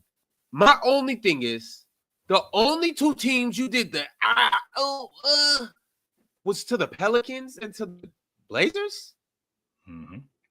Well, I did have them definitively losing some of these games too. It's not like I counted 6 losses. So of those 20 games, they start the season 14-6. It's a good start. I mean, that's not crazy from what you listed. Now, My can they slip up and lose one of these games to like the Pelicans or something like that? Sure, that could happen. Y'all, my thing is in the battle of the unctions. So you got the Clippers. And the Warriors, yeah. The unctions. The way you guys feel about the Clippers, whatever way it is, you should feel either the exact same way about the Warriors or even better. When you look at this collection of guys, James Harden, Zubac, Kawhi, Bradley Beal, and then you look at this collection of guys, Steph Curry, Jimmy Butler, Draymond, Al Horford. The Warriors have a better core than the Clippers do. But they older though. Relative to what? Yeah. No, nobody's to the Clippers. No, nobody. I gotta disagree with that. Restriction like Kawhi. I would say their big 3, 4, whatever are quite even in and around the same level, and then the Clippers just clear in the depth department. Fair enough, Mars. But the Warriors are still a fairly deep team too. They're not just they're. I think Harden's better than than Butler. Yeah, facts. And then I got Kawhi over. If we're just talking about just pure healthiness, they're all healthy. Yeah, I think Kawhi's better than Steph. And I got James Harden over Jimmy Butler. Now Draymond, Draymond versus Zubac? The Clippers have Zoo's probably better at this point. But I don't know, maybe I'm like one of the last people who are still really high on Jimmy Butler. I just think he's really good. So No, he's really good, but I just think James Harden brings more to the table. I just feel like, you know what I'm saying, on that playmaking side, you know, scoring side as well. Now, Jimmy Butler defense is very impactful, but if I'm taking a player right now, I'm going with James Harden for sure. Yeah, but Dion, what about when the game is like I didn't see James Harden hit a 3 on Draymond, and I forgot who the other cat was, and one. I didn't see James Harden really clutched me. I'm one of those guys that think James Harden's clutch. You said what? You seen him turn into David Blaine too, right? Maybe, man. I don't know. Are we talking about the regular season now or the playoffs? What are we talking about? No, we're talking about the regular season. That's all I thought. Why are we questioning James Harden in any capacity? Yeah, we're just talking about the regular season, Mars. That's what I'm saying. And in the regular season, you talked about in the regular season. You talking about they clear on the. I mean, because I'm looking at the Warriors depth chart. I mean, they got 6 guys. They got Pods, Moody, Kuminga, Gary Payton, Buddy Hield, Al Horford. They got 6 guys. They 5 guards and Al Horford. Like, come on, man. D'Anthony Melton. But even when but they kind of been like that, though. Clippers got and that's the problem, and that's why I'm not as high on them. They're a tiny team. They are tiny. But they in a league that's getting operated... bigger, they are playing small. They're getting smaller as the league is getting bigger. Lakers got 3. Can I say the same thing? Mars, they are actively going against what the rest of the league is doing. Yes, the sir. League is going and can bigger. I I'm seeing double big lineups, and they're saying Draymond and Al Horford. Like, come on, man. Like, I'm not. Which is fair, Mars, but can I use that same logic with the small ball merchant down in Los Angeles with the Clippers? Even though he has the option, they got bigs. They got bigs. He has Brook Lopez. If he wants to go small, okay, yeah, we're gonna have John Collins at the 5. But like John Collins is the same size as the Warriors' actual bigs. When the Warriors want to play big, they're gonna go what? TJD? He's the same size as Al Horford. They got rid of Looney. They don't have no bigs. Their biggest player is Quinton Post, who plays on the perimeter. They got Post. They got Jackson Davis. Yeah, TJD is 6'9". He's the same size as Al Horford. Okay. And he's that big. Well, he plays the biggest on that team because Quinton Post is the biggest guy on that team. He's 7 foot, but he doesn't play 7. But that's not their step. But you're worried, Mars. I know that you talk about them being tiny, but that's always been their style of play, which is work. Yeah, and the lead. No, it worked back in their dynasty. Dynasty's done. Like, you can't just be holding on to the past. Sure. Like, oh yeah, we played small back in the day when Draymond was the most switchable player in the NBA and Steph Curry was the best offensive player in the NBA. And we had this Klay Thompson guy who, top 5 shooter of all time. Hi, I'm here. 6'7" guards who can actually guard multiple positions. And they always still had a big, the 7-foot demigod. KD would be the biggest player on that team. Right. So when they were small, they had a 7-foot wing who could do everything Kevin Durant could do by being the 3rd best player at worst on the planet. Like, yeah, small ball works for them back then. But they didn't even do small ball back. They did small ball back then, but they still always had a JaVale McGee. They still always had. They always had a big. They always had a big on their squad when they won championships. They didn't. In 22, they weren't some huge team either. But at least then they had wings. Now it's guards. Their whole roster is guards and Kuminga. That's their depth. Their depth is guards plus Kuminga. And Chill literally read down it was D'Anthony Melton, Pods, I think he said Steph Curry, Buddy Hield. He literally just named guards, Kuminga, Al Horford. The team is tiny. Post. Steph is a way worse defender than he was in 2022. They don't have a Klay Thompson anymore, who was really good size at the guard spot. They have Jimmy Butler. I commend Jimmy Butler. Like I said, I'm really high on Jimmy Butler. Jimmy Butler's really good. But when you look at their team, he may play with the second. Because Kerr has said he might start games.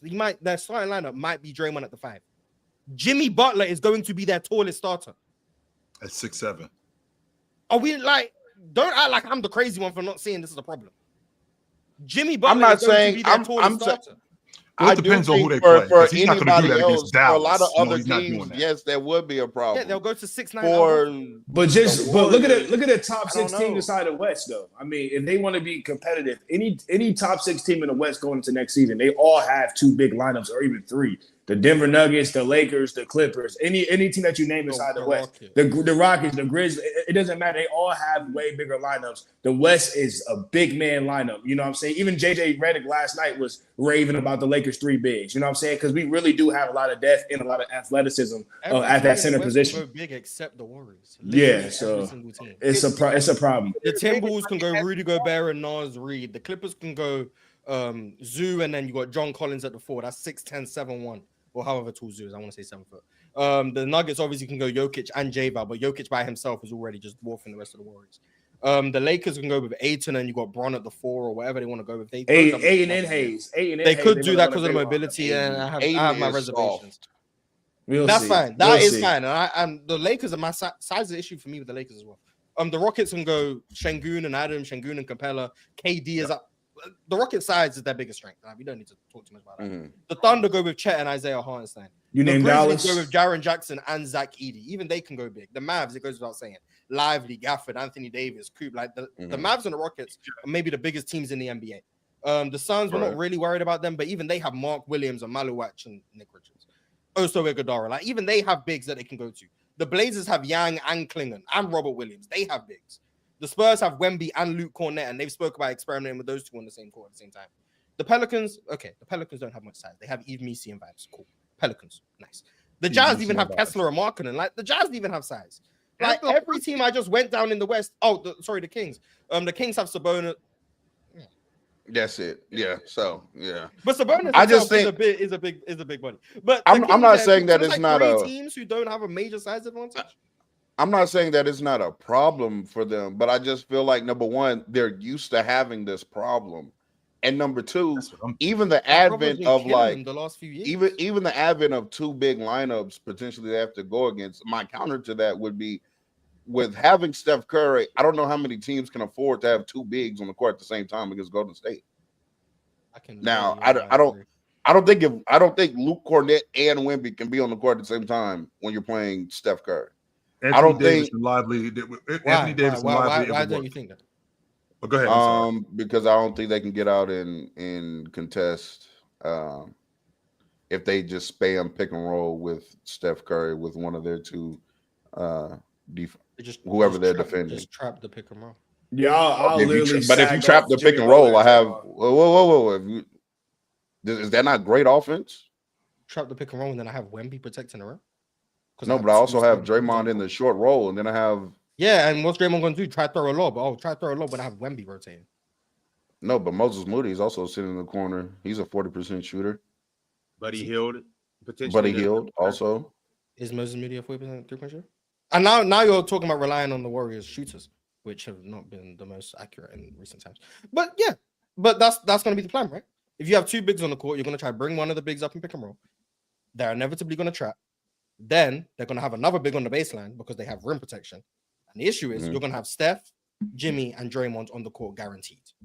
Draymond is not a shooter. Jimmy Butler is not a shooter. So already we know one of the bigs is going to be on Draymond. One of the other bigs is probably going to be guarding someone who they are comfortable leaving.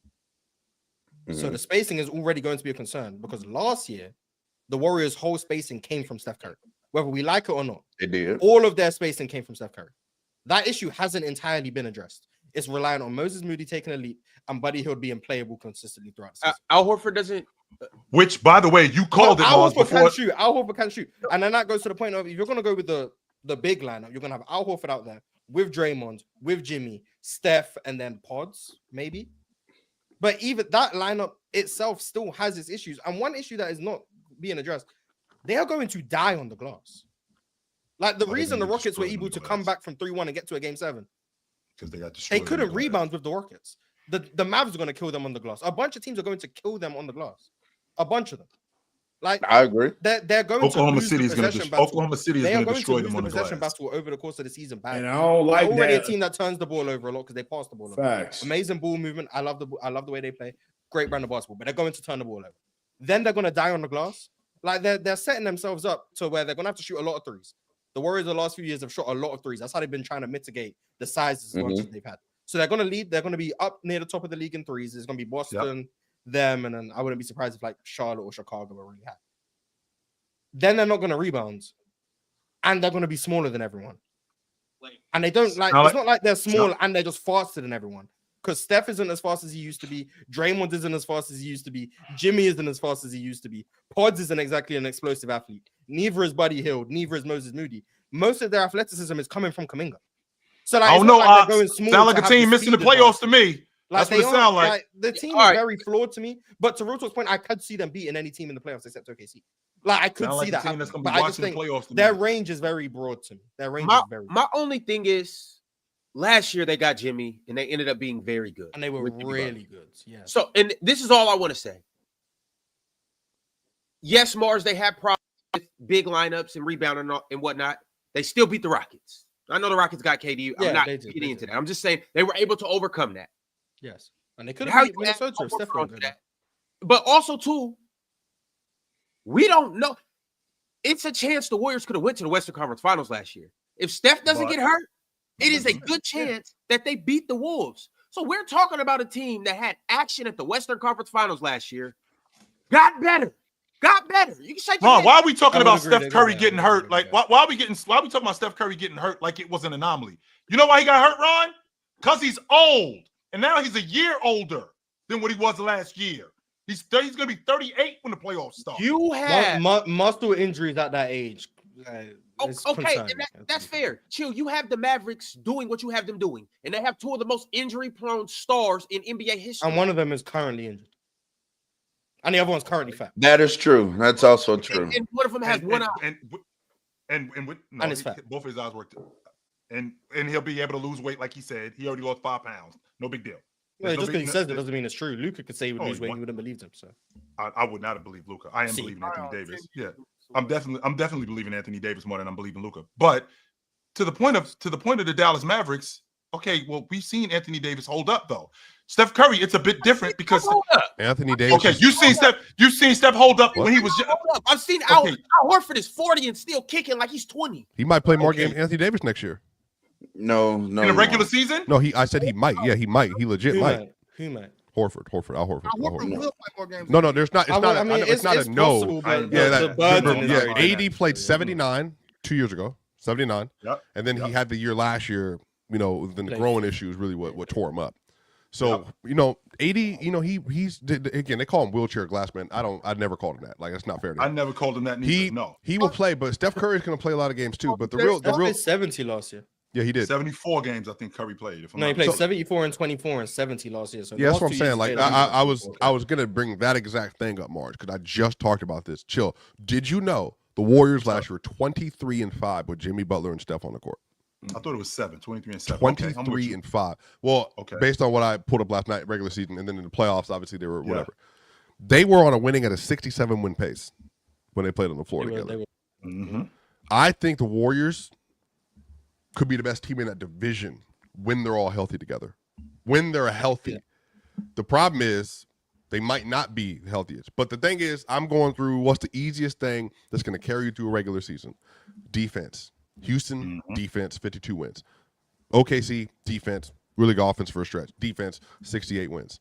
I think if you look at the way that the league is structured currently, the Minnesota Timberwolves, top 5 defense, top 5 offense from January to April. They won a bunch of games. Julius Randle got back. If the Warriors get 70 games of Steph, 62 games of Jimmy Butler, 60.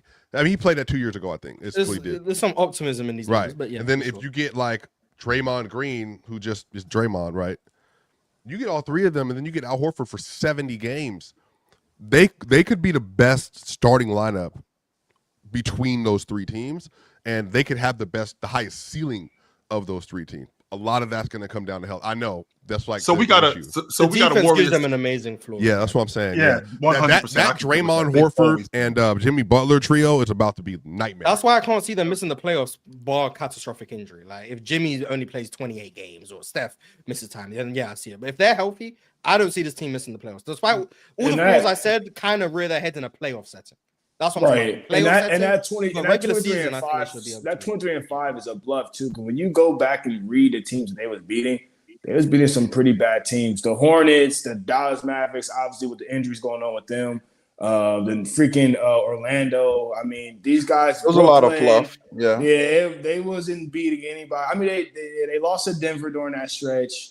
I mean, they lost to like really the good teams. Honestly, they lost to the Sacramento Spurs. I mean. So, I mean, like, I wouldn't read that much into that 23-5. I mean, they was beating pretty bad teams.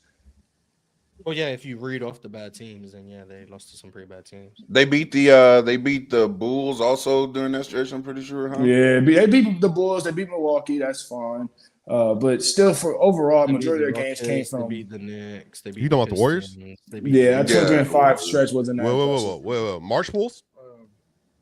They did beat the Bulls. Yeah, they beat in the March. Bulls, the Josh Giddey, just the number Jimmy one offense Bulls. I'm looking at Yeah, Jimmy Butler that's versus, a legit win. That's like Jimmy Butler versus Steph. You know that 23-5. I'm looking at the game. Did you see Kobe White and Emma? It's okay, man. No, I mean, the team is good. I think they're going to be a good regular season team, and I could see them being regular season record-wise the best team in the division. I could see that, and I don't see them missing the playoffs. I don't see them missing the play-in. I'll say that if they lose in the play-in, anything can happen. One game elimination, blah blah blah. But I see them being in the top 8. Like, I see that happening. I have them as the third best record in the division because I think Luka and just his amazingness is going to carry the Lakers throughout the regular season. And then the Clippers have the best roster from top to bottom. So I have Clippers should have the best record in the division. I have Lakers number 2 and then Warriors number 3 as far as regular season records. However, like I said, I do think the Warriors can beat both of the teams ahead of them in that division in the playoff setting for sure. So it doesn't even really matter as long as they just get to the playoffs. Welcome back, bro. All right, fellas. We are going to move on to the Sacramento Kings. I had to kick Ox out the room so we can have a legit discussion about the Sacramento Kings. Is there only one bed? I'm trying to see. This isn't like you and Jordan's room when you guys. Jordan said you scared him. Have y'all seen Paranormal Activity? Real talk. Remember when she was standing on the side of the bed like swaying? That was Ron sweating up a storm, standing over Jordan. Drench man. That was him. Why were you standing over Jordan sweating? Yeah, exactly. Tell the story, Ron. You want me to tell it? You and Jordan were in the same room. No, Jordan was taking a nap, right? And so I'm on my chair working like usual. Jordan was taking a nap. This man, Ron, came in the room like, you know what I mean? I don't know what he came in the room sweating, stood next to Jordan's bed in an all-white outfit, by the way, like Diddy Party, right? Literally was like, hey, Swiper, can I get some baby oil? While standing over Jordan's bed, I was just like, yo, what's wrong with you? Ron wasn't saying that, bro. He literally wasn't saying that. I don't know what was going on. Luckily, Drench was asleep because, you know, if Jordan would have been up, he would have had a problem. Like, Jordan was literally sleeping peacefully, turned towards the window. Here, Ron just standing over him like this. Can I get some baby oil? Crazy. Ron did the same thing to me in Seattle. So, like, this is a real Yo, so this is what's crazy. The moment Swiper said that he was standing over someone while they were sleeping, I was like, damn, he did the same thing to me in Seattle. So Ron is a repeat offender of this. I just want everyone to know that. He is a repeat offender. We're talking about the Sacramento Kings. I'll be right back, y'all. So Ron like standing over niggas while they. I don't know. Yeah, I did. Okay. That's how when Swiper said that the first time, I was like, I believe it because he did the same thing to me. But anyway, the Kings. We all agree playing at best. Mid, yeah. Yeah, playing at best. Yeah, very mid team. They still employ DeMar DeRozan. Very mid. Yeah, very mid team. I don't know how much more mid you could be. Like you could be. That's funny as hell, right there. If you look definition of the very mid team. So I do like Zach LaVine though over there. I do Zach like LaVine's a really good player. I love Zach LaVine, man. So y'all know I do like that rookie too. Y'all do know that Nick Clifford. Nick Clifford, yeah. Nick Clifford, I do like him. Who is? Let's start with who is the man on this crew. Who is the man on this crew? That's a bonus. I don't think they know. It gotta be Sabonis. The offense gonna run through Sabonis, yeah. Right. We run the offense. We run the offense through Sabonis, right? Sabonis is the guy. He's our hub, no doubt about that. So who is our starting point guard? That's Dennis. Dennis is Dennis our starting league guard? I'd assume Malik. Yeah. Okay. Yeah. So Dennis is our starting league guard. We're gonna go with Zach LaVine as the 2. Zach and DeMar, and then Keegan at the 4, and then Sabonis. In the Western Conference, that's a whack Malik ass off the 5, bench. Keon off the bench. Keon Ellis behind him. Yep. Neat Clifford probably will be in the rotation if I had to guess. Does this team play faster? That's my question, right? does this team play faster now with Doug Christie at the helm? Because I know that defensively with Keon Ellis, I think he gives them a spark off the bench. I don't think they get much defense in terms of on-ball defense with that first unit. I mean, Dennis, DeMar. I mean, Keegan Murray's going to give them some defense. I 100% believe that Keegan's going to give them some defense. But in terms of on-ball defense, I don't think Zach gives them much on-ball defense. I think you're going to be able to get a lot of what you want against this crew. And I think you're going to get a lot of what you want against this crew in the interior. I think that because they have Sabonis as the rebounder that they have, they are going to be able to get some stops. I don't think they're going to be able to get a multitude of stops, but I do think that they're going to get some stops. The thing that I worry about is Keegan Murray. I'm still looking for that jump to happen. I'm still looking for Keegan Murray, not what Ox was talking about. We talked about Jason Tatum, being that guy. I ain't talking about that. What I am talking about is I'm talking about a better version of what I'm seeing right now. I'm a more aggressive shooter, a more aggressive driver to the rim, a more aggressive scorer, because I think that's what they were looking for from him. Their rotation guys are what I am concerned with, because after that first five, then I got Malik and Keon Ellis. Don't forget, I think Saric is on this team too. And I know how Swiper feels about Saric, but Saric is on this team. So, as a positive or what? I know hope he's not playing. Yeah, I know your backup center now. Saric. Yes, he is. Him and Eubanks. Yeah, him and Eubanks are on the crew. So I'm not. I watched a little bit. I know it. I watched a little bit. Does Ox know about the state of his team? No, he doesn't.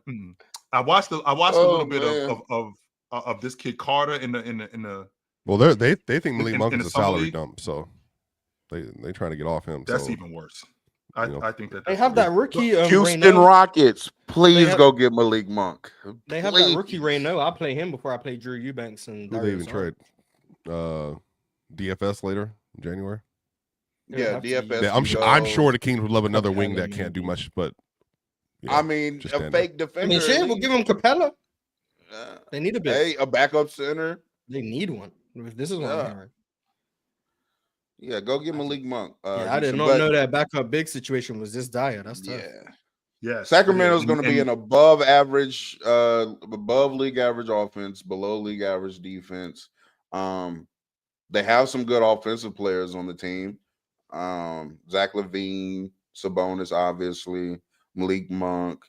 DeMar DeRozan is still a good offensive player. He just kind of interrupts things with his style of play, but I mean, it still is effective. Like he shoots the ball very well from mid range.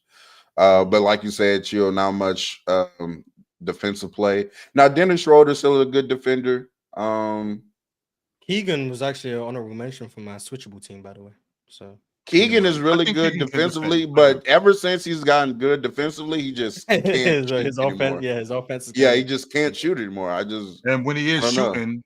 And when you lose a lot of legs when you got to play that much defense, like goddamn, like they ask him to do a lot on defense, probably a lot more than he should, but he's really good on defense. So shout out to Keegan.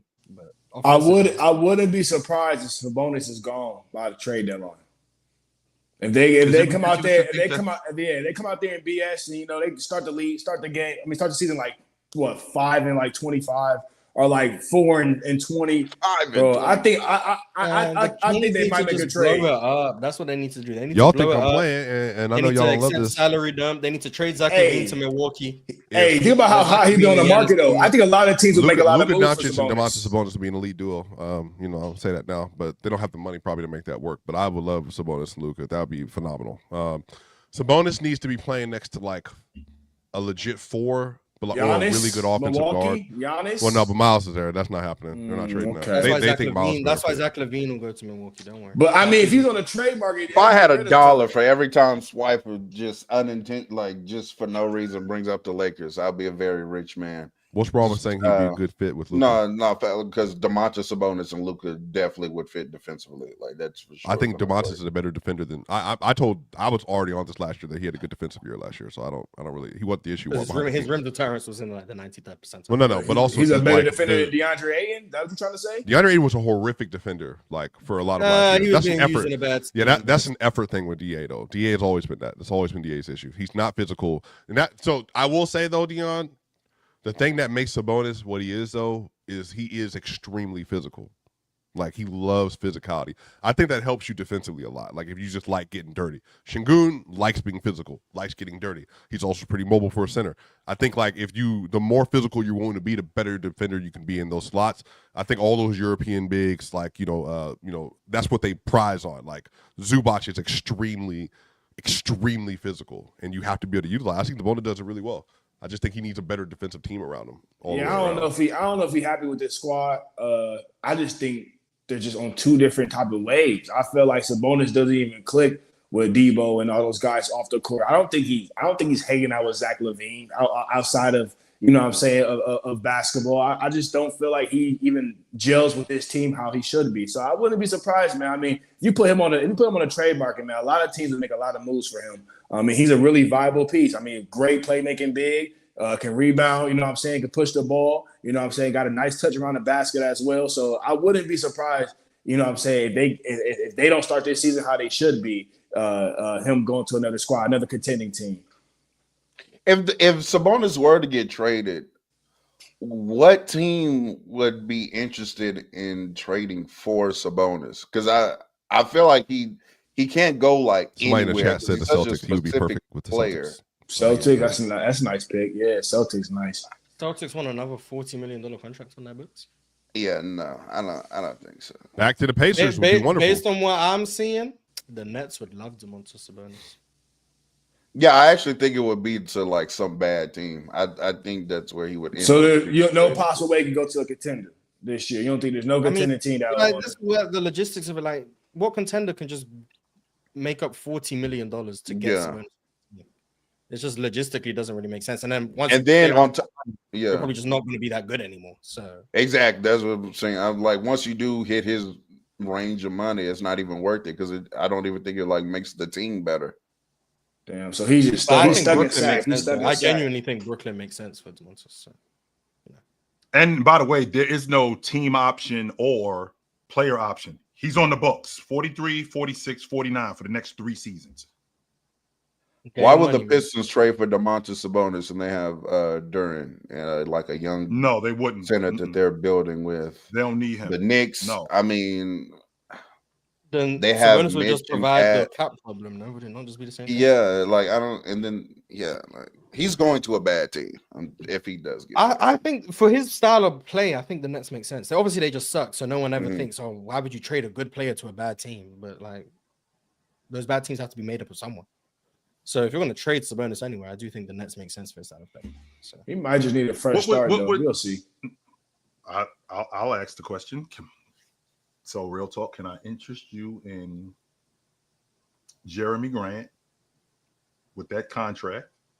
And can I interest you in some first-round picks, which will make up the $43 million up in Portland? And we can move him to the 4. Sabonis at the 4. Or can we put Sabonis at the 4? Can we do that? Who's gonna shoot? We just don't want to move on defense. Oh, I like it. Nice. I'm throwing stuff against the wall to see if something sticks. Oh, you know what? Charlotte was another team I was thinking about. Charlotte that would makes just sense. be mean, to be honest. 2-man game, DeMontis, LaMelo. You see Dribble Conkin? handoffs, You guys see Conkin? I have not seen him, Mars. What does he look like? Look like someone who had a cool little 18. Yeah, he cool. I think y'all sleep. I think y'all lowballing. I really do think a lot of teams would move a lot of pieces, man, for Sabonis. If he got on that trade market, I feel like there would be some surprise teams on there. You guys not even thinking about that. It's not about getting him. It's not that they wouldn't try to get him, Dion, because I think that there's a bunch of teams who'll be lining up. It's what it would take to get him. Yeah, so for a team, like for example, like the Warriors, like what would they have to move around to get Sabonis on their crew? Even though I think he'd be really good with them, like what would it take to get him on their crew? They'd have to empty out a lot of stuff to get him on their crew, and then it wouldn't really make sense because does he make that much of a difference to push us over the top? No, he doesn't, especially with everything that I would have to give up to get him. So Same thing with Boston. I think this is a gap year. So if he ends up with that Boston Celtic team, I already got Jason Tatum on the books for $300 million over the next, I think, 3 more. He just got an extension. I got Jaylen Brown on the books, and now I'm going to bring another $120 million on our books. That doesn't really make sense. And I know we live in a league where you're not winning on the cheap. I do understand that part. But for what it's going to take to get a guy like Sabonis on our crew and us to continue to contend to win, that's going to be hard to do. All right, y'all. Last but not least, before we move on to the last team in this division, what is the best case scenario for the Sacramento Kings this season? They win in the play-in and get blitzed by OKC. Smoked. That's the best case scenario for them. You saw what they did to Memphis. It'd be times 10 against them. Do they have their picks? Yeah. Do they have their picks? They would dump truck them. I have no idea if the Kings own their picks. Well, I said the best thing for them to do is be a lottery team. If anything, like I said, blow it up by trade deadline. Get rid of some bones if they can. Just lose a lot of games. Go ahead and get off of Debo. Maybe go ahead and get rid of Zach LaVine and just start over. Honestly, that's what they need to do because they're not no real contenders. They're not going to make any noise in the play-in, the playoffs, nothing. And they just got a lot of contract money, a lot of like you guys said, big contracts. They paying a lot of guys to be mediocre. So I mean, they might as well go ahead and blow it up by the trade deadline. I said that last year they should have blew it up. I told them last year to blow it up. So it's a year after. It's a whole nother year ago. So it's like, yeah, bro. It is time to go ahead and blow that squad up. I'm definitely in agreement with that. It's time to start over in Sacramento. What do we hold? Once they traded their best player, that's what time it was anyway. Peaking at the 3 seed in the first round exit and then going back to a rebuild is crazy, by the way. Hey, which was just 3 years ago? 2023. So yeah, I mean, literally just 2 years ago they were the 3 seed, and none of those philosophies are with that team no more. No Mike Brown, no Fox. That's a whole different complete team now, bro. Sabonis, it's time. I think he's the only one that's left. Sabonis is the only one that's left. Keegan's still there. Respect Keegan. Murray. It was rookie Keegan back then, but not as experienced Keegan. They had Monk. Right? Or no, I'm tripping. Malik was there, yeah. Yeah, Malik was there. Malik was there. Yeah, that's what I thought. Yes. Yeah, so they got a couple guys, but overall, I don't know. I think it's time to blow it up for sure. All right, they're not better than Memphis either. It's my fault, Ron. All right, Sacramento. It looks like it's time to pack it up. But for all the depressed and lonely Kings fans out there that might not get all the wins that you guys may want to win, I can tell you about another place that you can definitely win at. You can definitely light the beam on the Splashsports app. First, you got to download it. And you can do that by clicking the link in the description or scanning this QR code, and then you make your picks. You guys, it's very simple. You pick anywhere from 2 to 6 players. You'll get their player projections, and you simply pick more or you pick less. And the cool thing about this, and this is why Splashsports is fire, because well, you just have more opportunities to win. They have fair matchmaking where you are competing against other people, other fans, and you're not competing against the house. You also get more strategy on Splashsports because they have a diverse range of lines, which means you can find multiple ways to outsmart your opponents that just don't really know ball.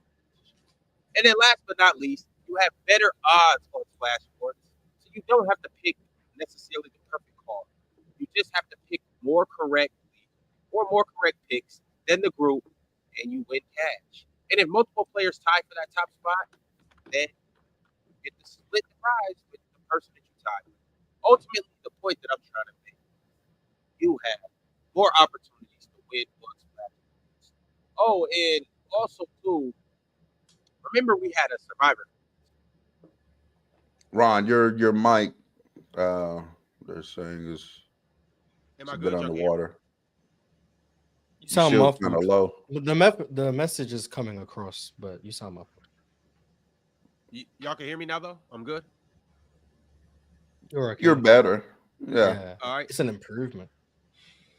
All right, so we have a survivor contest, and there's 8 people left.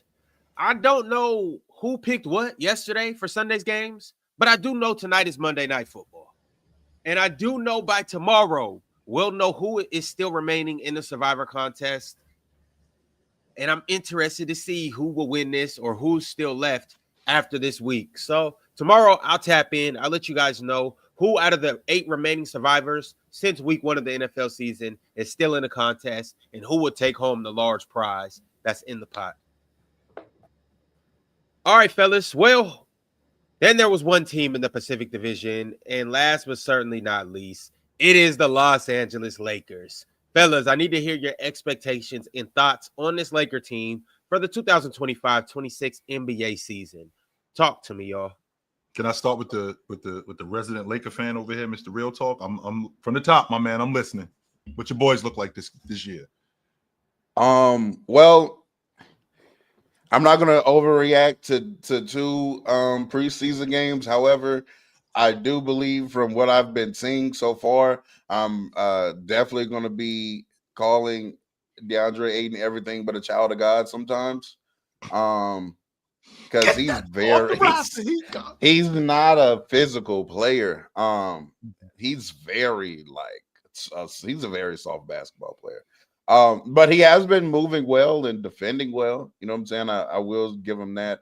Some of the things that he's not doing well right now, like catching and finishing, I believe he's going to clean that up because he's been good at that for a few years now.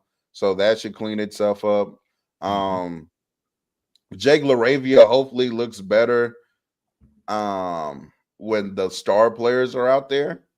I'll say that maybe he has too many responsibilities right now as far as trying to like ball handle and create opportunities for himself because he's not the greatest at that.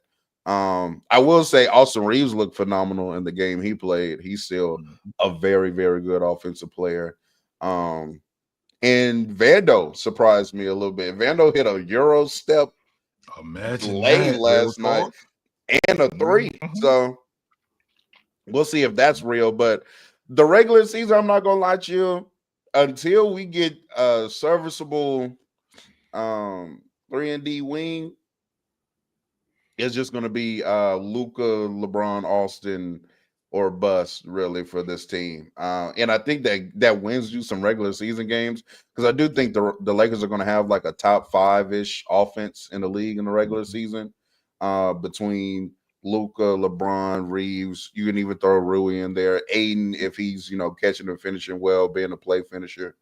But the defense is going to be bad. Mid at best if JJ can like scheme us into being a mid defense. But we need another 3-and-D wing. Because it's not looking pretty. How many guys? Marcus Smart hasn't played either, though. To be fair, no, he has not. He has not played. Luka hasn't played. James hasn't played. How many guys? How deep does this crew go? I think y'all got 9 guys. I think you got 9 serviceable guys. I think you got your 5 in Luka, Reeves, Rui, James, and Ayton. Okay, so that's your 5. And then after that, I think you got Marcus Smart coming off the bench. I think you got Vando coming off the bench. Jake LaRavia and Jackson Hayes. I think you got. I think that's 9 serviceable guys. I didn't bring up Gabe Vincent. I did not bring up Gabe Vincent. I did not bring up Bronny James, and the reason why is because I'm not sold on those guys. But I do think that Bronny is going. I don't think we're at the point with him where we get serviceable minutes from him yet. I don't think we're there yet. No, I do think that he's going to play. But I don't think that we're at the point where we're going to get. I think we're another year away from really getting serviceable minutes from him. With that being said, I think that with the 5 that you have, that first 5, one with Ayton, I think he gives you that. I know how you feel about him in terms of him being soft, real talk. Okay, I can appreciate that. But I think that he opens up your offense with that pick and pop and that pick and dive with Luka. And I think that it creates a lot more space at the long ball line because teams are going to collapse on that because Ayton gets that mid-range going. You got guys helping, and when you got guys helping, Luka's smart enough to catch guys like Austin Reeves on the wing to knock down the long ball, right? He got guys like James, who we don't give James nearly enough credit as the shooter that he's become, to catch him at the long ball line. And I think that that's going to be predicated on DeAndre Ayton being able to dive, being able to pick and pop. I think that's going to be really good for their offense, but I don't think that this is an NBA championship team. I think that they're a Western Conference Finals team at best. I do think that they're the best team in the division, though. I do. Oh, yeah, no. Yeah, we definitely disagree on that. Yes. I think the Clippers are definitely better as far as from a roster perspective. And the Warriors, to be honest. I think the Warriors and the Clippers have a better roster. I think the Lakers have better top-end talent with Luka and LeBron, but that That doesn't win anymore. Like having Real the talk, best, you don't give doesn't... Austin Reeves as much credit as you should. He's a lot better basketball player than you give him credit for. I don't give Austin Reeves enough credit. I was over here saying he's better than Zach LaVine. Real talk, real question. So out of the Clippers, Warriors, and Lakers, who had the best record last year? Lakers, and we've gotten 10. I think the Lakers and the Clippers both had 52 wins. We ended the third seed. The Lakers had 50. I think the Clippers had 48. I think we ended as a third seed. And that's what I said. We got the Clippers had 50 as well. Both of them had 50. We get a whole season LeBron James and let's call it Luka. So I think for me personally, I look at LeBron James, Luka dominance. That's to start off with. Luka obviously going for the MVP. LeBron's going to be like a 25, 8-8 guy. I mean, you're 23. No one's ever done that. I mean, in NBA history. And then you look at AR. It completes their big three. AR is going to average around 20 points. He's one of the best playmaking third string guys inside the league right now. And then you add the compliment of DeAndre Ayton.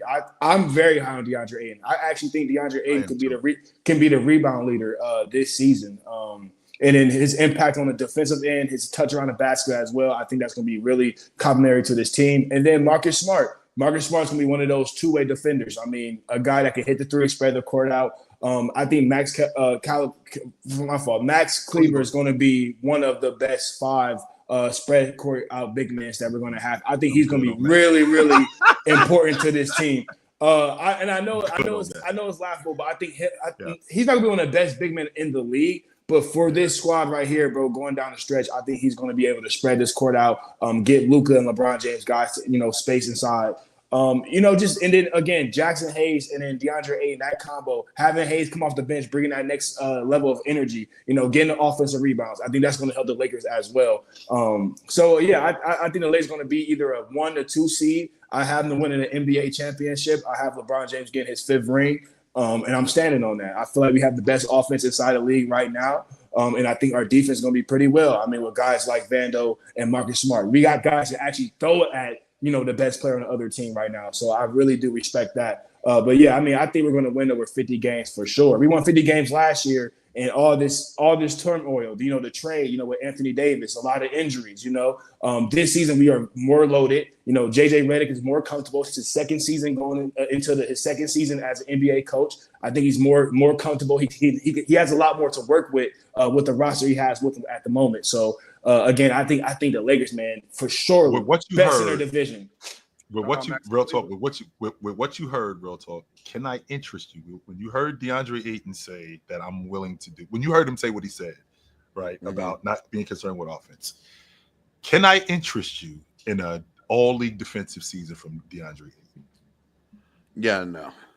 No? I like that. No, I just trying to sell anything these days. I'm asking the question, Moss. Can I interest you in that? Cool. It'll be cool. I think because number one, because we do have to remember this is a contract year for DeAndre Ayton. Yes, DeAndre Ayton is trying to re-up for another big contract because if he has, he care about that bread. Yeah, if he has another middling year, he's going to be a minimum kind of guy for the rest of his career, and that's not what he's trying to do. So when somebody's trying to get paid, you definitely take that into consideration as far as the effort coming into the season. I do think DeAndre Ayton is going to play with more effort than we've seen in some time because he's trying to get paid. So I will say that. Is that going to take him to all defensive team level? No. But I do think he'll be cool. You know what I'm saying? He'll be better than what we had, which, I mean, not saying much, but he'll be better than what we had. He's going to be top 3 in the rebound leaders. I have him as my rebound leading champion next year for sure. I just feel like, the offensive rebounds, Luka and LeBron, they get a lot of defenses out of their sets. And he's going to be down there, fighting for boards. He's going to obviously get the defensive boards. He's going to be leading defensive boards for our squad. So don't be surprised. Like you said, what do you have? Like 8 boards in 20 minutes the other night, Chill? So don't be surprised. Don't be surprised if this guy's averaging like 14 boards a game, bro. Like that's in this realm of reality, So yeah, I'm really high on the Lakers, man. We championship bound for sure. The league leader in rebounds. I think he'll definitely be on the glass. I mean, y'all just oh yeah. What'd you say? He was agreeing. I'm agreeing. My phone about to die, bro. Oh, okay. Yeah, I think you were spot on as far as him rebounding a lot. I mean, y'all just talked about the league leader in rebound. I mean, it's going to be DeMontis again. But, DeAndre Ayton definitely cleaned up the glass. Shout out to Maxi Kleber. I think Maxi Kleber gets very disrespected. I mean, he's not who he once was, but Maxi can stretch the floor. I'm not mad at you for having the Lakers as the champions. I don't think they'll win a championship, but I do think that they will be contenders. I think they're one of the best teams in the West, and Luka Doncic is the MVP this year for sure. So he was good enough. DeAndre Ayton was good enough for I think 10 boards last year. I think he only played 50-something games because he got hurt. So I think he averaged he averaged close to 11 rebounds last year. That was good enough for 8th in the league. So this season, to your point, Dion, what's a realistic number for DeAndre Ayton in terms of rebounding? In like I said, Sabonis averaged 14 a game last year. What's a realistic number for DeAndre Ayton? Yeah, about 14 boards. About 14 boards. I think, you know what I'm saying? Yeah, 14 boards for him. I think that's easy. Again, a lot of times you got Luka coming down, shooting fast on the shot clock, getting a lot of big men out of their positioning, you know what I'm saying, with the high pick and roll, top of the key. LeBron James, same as well, collapsing the defense. When LeBron drives to the basket, you got to have the center help out. So that's going to allow DeAndre Ayton to get a lot of the cleanup help. And then again, I just felt like on that squad, they're going to be looking for him to rebound. You want LeBron James to get on the run. You want Luka to get on the run. You know what I'm saying? So it's going to provide him to get a lot of defensive boards. So I wouldn't be surprised if he's averaging 14 boards a game, 14.5 boards a game. I mean, if he's not going to look to score, clean the boards, play defense for us, and catch a lot of lobs. I mean, his game is he's already had such a complicated game to him that he can hit the mid-range shot and all that good stuff. The fact that this season he can only focus on the simple stuff is going to raise those bars for those type of things. So, yeah, I got him averaging 14.5. Is 15.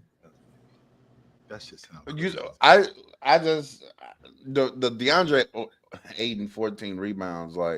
I could see him maybe doing 12. I also think that's where I'm at. Real talk. That's exactly where I'm at. Some of those boards are going to get taken by LeBron and Luka, because LeBron and Luka rebound as well. It's not like he's on the team without other rebounders on there. However, I mean, whatever amount of rebounds he averages, I mean, I don't really think it really matters. It doesn't change the fact that he's a soft player. But sure, he can average 12 rebounds, I guess. How do you think that we're going to beat OKC if we run into them in the playoffs? I think Luka has SGA number. Me personally, we've seen it done before. Luka beat SGA, and I feel like LeBron's better than their number 2 option over there. And now that we have size to actually compete down there, I'm more confident in that. And honestly, Austin Reeves is better than their 3rd option as well. So I think we can combat with any team. I feel like that Minnesota series last year wasn't really telling of who we were. If you looked at the season, Austin Reeves better than Chet. Is that what I'm listening to right now? Is that what I'm listening to right now, Ox? Austin Reeves is better than Chet. I just heard that. I just want to make sure I ain't losing my mind. Austin Reeves better than J-Dub, for sure. I wholeheartedly agree, Chill. I wholeheartedly agree. My thing about OKC is them, they stand on their defense, and that defense don't bother Luka and Bron. That defense ain't doing nothing to Luka and Bron. They're not worried about it. So while I think the Lakers might have issues with some of the bigger teams like Denver, might have a little trouble with the Clippers. I don't think they're worried about OKC personally. I don't think they should be. Sure. And again, Ox, I know how you feel about Oklahoma City. Them pups over there, you think they food anyway. But wait. I never said that. So earlier, I just feel like Ox. I get the hold on, Chill. I want to make sure that I'm very clear about this. I don't think OKC is food, but the teams I talked about earlier, I think they can be considered as big game hunters. You know what I'm saying? They might not be food for y'all, but they food for us. You know what I'm saying? Okay. So I think OKC is an amazing basketball team. Obviously, they are the defending champions. Sure. I'm high on OKC as far as how good they are. But I do think there are some teams in the West, the Lakers, the Clippers, Denver, the Warriors, potentially, maybe in the play-in setting, but OKC won't be in the play-in. Maybe potentially Dallas. I think those teams are big game hunters. And OKC not even get out the second round. We could potentially talk about the Minnesota Timberwolves in that conversation as well. I don't hate that. The reason why I don't hate that is that's facts, Ox. Hey, chill. You think they gonna break the curse? Is OKC gonna finally break the curse? You already know the last champions, they don't get past the second round the next season. So what's going to happen? Are they gonna get past the second round or no? I'm on record saying this. I don't think I'm gonna see a defending champ this decade. I don't think I'm gonna see it. I doubt it. No, I don't think I'm gonna see it. But here's the difference. Like, Ox, I can appreciate your logic with Austin Reeves. When they played against Minnesota last year in the playoffs, my theory on beating the Lakers, it had nothing to do with Luka, because I know that Luka gets busy against Minnesota. It had nothing to do with James, because I thought James would play really well against them. The fact that he had to play the 5 the entire time, I think that was a huge problem for them. That wasn't my issue, though. My issue was I think we could take Austin Reeves out of the series, and I think that they did that. I think Oklahoma City could do the same thing. I think they could take Austin Reeves out of the series with Alex Caruso, with Cason Wallace, completely cross him out. Everybody else will eat LeBron James' production. We'll eat what Luka does, because we know how good Luka is. We know how good LeBron James is as a distributor, as a playmaker. Even today at 40 years old, we know how awesome he is. Not DeAndre Ayton, I'm sorry. Austin Reeves can't go off for like 20. That was the difference in the Memphis series. When y'all beat Memphis in 23, or was it 23 or 22, what I'm thinking? I want to say. He was the difference in that series. If he doesn't play that way, I think that series definitely gets extended. But the fact that he played the way he played, get Memphis out of here. And I think Oklahoma City very much recognizes that. If you could take Austin Reeves out of this series, it makes it way less difficult to beat the Lakers. Way less. So I just think like the year to beat OKC was this past season. I just think the internal growth from that team is going to outweigh any addition that we've seen so far in the offseason. Like Shea getting incrementally better, Chet getting incrementally better, J-Dub getting incrementally better is going to outweigh a signing of DeAndre Ayton and Marcus Smart. It's going to outweigh a signing of Chris Paul and Bradley Beal, or Cam Johnson and Bruce Brown. Like, I don't think people really understand how good the fact that their defense is that elite, bro. They're going to get better bro. The Pacers took them to Game 7 last year. They're not even that good. Injured Pacers team, an injured Denver Nuggets team took them to 7. They're not that good, bro. They just had a nice little run. Again, bro, this year, this whole season, like Chill says, since 2020 is all about parity. You know what I'm saying? One team has it, the next season they don't. I think OKC will be in a lot of trouble this season going to the playoffs. Why are they not that good? What does that mean? What does that mean they're not that good? What does that mean they're not that good? One check injury away. You know what I'm saying? What does that mean they're not that good? What does that mean they're not that good? What does that mean? Man, I applaud what they did in the playoffs last year. They are a good team. They really build defense and offense. But again, I don't think the separation from them compared to the other team inside the West is that far as you guys make it. You know what I'm saying? I just think that last year they had a lot of luck behind them. Again, Tyrese came out and hit the first 3 threes of the game. You know what I'm saying? Like, they could have lost. What would we talking about right now if Tyrese Halliburton stayed healthy and they lost that Game 7? You know what I'm saying? We're talking about one of the greatest finals runs of all time. They got lucky. He got injured. They got lucky. And KD on line 1. Fight it. Yeah, exactly. Fight it. Exactly. Yeah, KD on line 1. So, like, bro, like, do we really expect J-Dub to take that much more of a leap? You know what I'm saying? We've seen players have great regular season and playoff runs and then come back the next year and never be that type of player again. You know what I'm saying? We've seen with Jamal Murray. We literally seen with Jamal Murray. Was excellent one playoff season, won a championship the next season. But J-Dub wasn't even all that great in the playoff run because he was injured. But I mean, he's injury prone. So what if J-Dub is healthy in the playoffs? What if J-Dub is healthy this year in the playoffs and he plays better? You're right. But again, like you could be right about them having a great team, but I'm not so high on them. I mean, I feel Ox on that one. I'm not so high on them as everybody think they are. I think they're decent, but the separation is not that far. And I know we got to move on. So I have this unique ability to say things and it comes to fruition.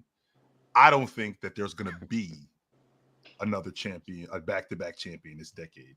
Not that I don't think I'm going to see it this decade, because I'd like to think that I'm going to be around. I don't think that there's going to be another repeat champion this decade. Let me make sure I rephrase that. So there's no nonsense. Because I know somebody out there listening, like, oh, you don't think you're gonna be around? We can make sure that happens. So let's chill out. No. I think we've said this about every champion. Like, the Nuggets are gonna have a good chance of going back to back. They don't do it. The real Celtics, talk. You couldn't tell me Milwaukee wasn't winning it again. You couldn't tell me that they wasn't winning it again. I was convinced. They got hurt. They got hurt.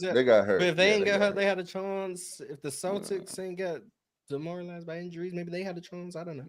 But I will say OKC is the youngest team out of this squad that won a champ, so they do have the most. Like, if anyone's gonna do it, it should be them because they do have the youngest players. They do have the most talented players out of their group and stuff. So if they gonna do it, it should be OKC. But again, man, I just don't see that in my future. I'm with. This is my last thing, Ron. I'm with Pirate in the chat. I think I wouldn't be surprised at all if this is the year where, like, maybe they don't win as many regular season games, but they like walk through the playoffs this next year. I wouldn't be surprised if that happens at all, actually. All right, y'all. Well, back to the Lakers. I need to hear everybody's expectations on what they will do this year in the regular season. Where do you think that they fall in the division? What seed do you think they're at? And is there anything else other than DeAndre Ayton averaging 14 boards that you guys think will happen for the Lakers? So, Ron, I think that they're anywhere between a 50 to 53 win team this season.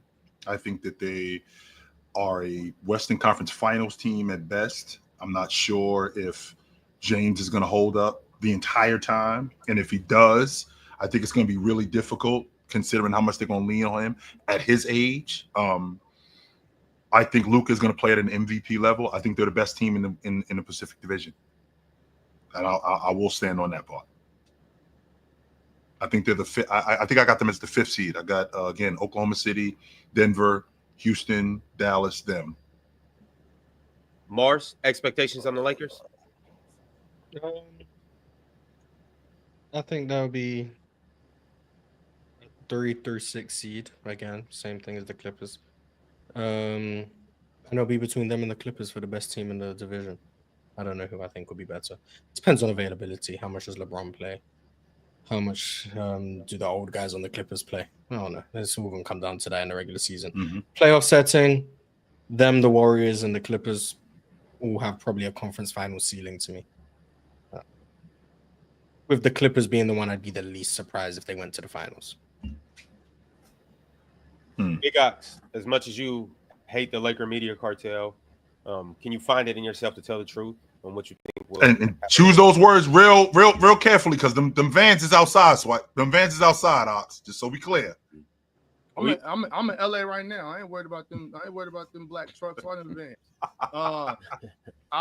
But on top of that, I believe I tell the truth about the Lakers as much as to the best of my ability. I think they're winning 55 plus this year. I got them as one of the best. It's either them or the Clippers, the best team in the division. And I think conference finals should be bare minimum for the Lakers. All right. 55 games might be 55 games. I mean, that's the 3 seed at minimum. Well, maybe the 2 seed. Yeah. Yeah, well, chill. I'm trying to chill. I'm trying to tell you, the Lakers are serious. Yeah. That's a serious. I think they got a good team, Ox. I do. I think they got a real good team this year. I do. You got to remember, Austin, we're having conversations like, is Austin Reeves going to start or not? I don't know if he should, but if he is, and y'all know how I feel about it. Your best 5 isn't always your starting 5. You know what I mean? Austin Reeves coming off that bench, well, I think that'd be great for the Lakers. Now I understand how Penn was saying, oh, that would be bad for his future. It'd be bad for his money, this and that. I don't know. I'm with Mars as far as, like, I don't really think about the players' money as much. I don't too much care about that. That's their own business. I'm more so talking about what's good for basketball, what's better for on the court winning basketball. If Austin Reeves is your 6th man, Austin Reeves is a shoo-in for 6th man of the year, and he can still come off the bench and average 21 points. I agree with that.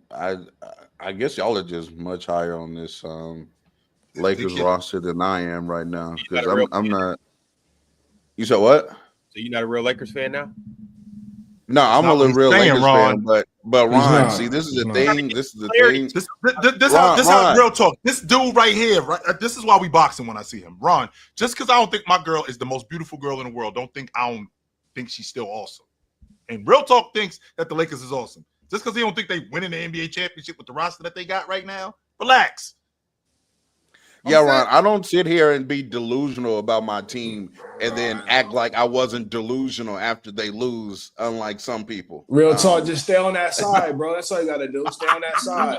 I'm not on that championship. That's all that's going to matter, bro. You feel me? I just feel like now if they make a move, I feel like we're a move away. They may be you know what that move is, right? Away. I know you. What move is that move? What move is that? Real talk. I've been. If we get Andrew Wiggins, we in business for real. No. If that don't happen, I don't. What's the move, Dion? It's trading Austin Reeves. I don't know who we can get. I don't know who that guy that can fill that void. But yeah, I'm very high on Austin Reeves. That's why I'm saying if we go make a move to really, take it more serious, it would be trading him. But again, if you come out here and hoop like how I expect him to, I mean, I'm not mad at him. But like you said, that was one of the biggest problems in that series, man. Austin Reeves not showing up, having a no-show, having guys like Naz Reid outplay him. That's going to be a problem. I've seen it multiple times the last couple of years. Series. No, I mean, even the year before, he was selling too during that series against Denver. He was selling. MPJ and all of them was outplaying him and all that. We've seen it multiple times. This guy disappear when we need him. Yeah, D'Angelo Russell was selling. Him and Austin Reeves too. Austin Reeves was disappearing a lot of those games. He had a couple good ones, but he was disappearing, bro. It's been like the last 2 seasons back to back. So that's what I'm saying. Like if it's not working or if it's something that needs to get shooken up that can make us, get to the next stage. I know a lot of these teams around here is very high on Austin Reeves. He has a really good movable contract. And I feel like we can bring somebody in better. I don't know who that guy is, but there's somebody out there that might be better than Austin Reeves. Yeah, so, but Dion, see, I know just a moment ago I said I'm not too concerned with how the players' money and stuff like that. Yeah. But, I mean, I live life on price versus value. You know what I'm saying? Yes, sir.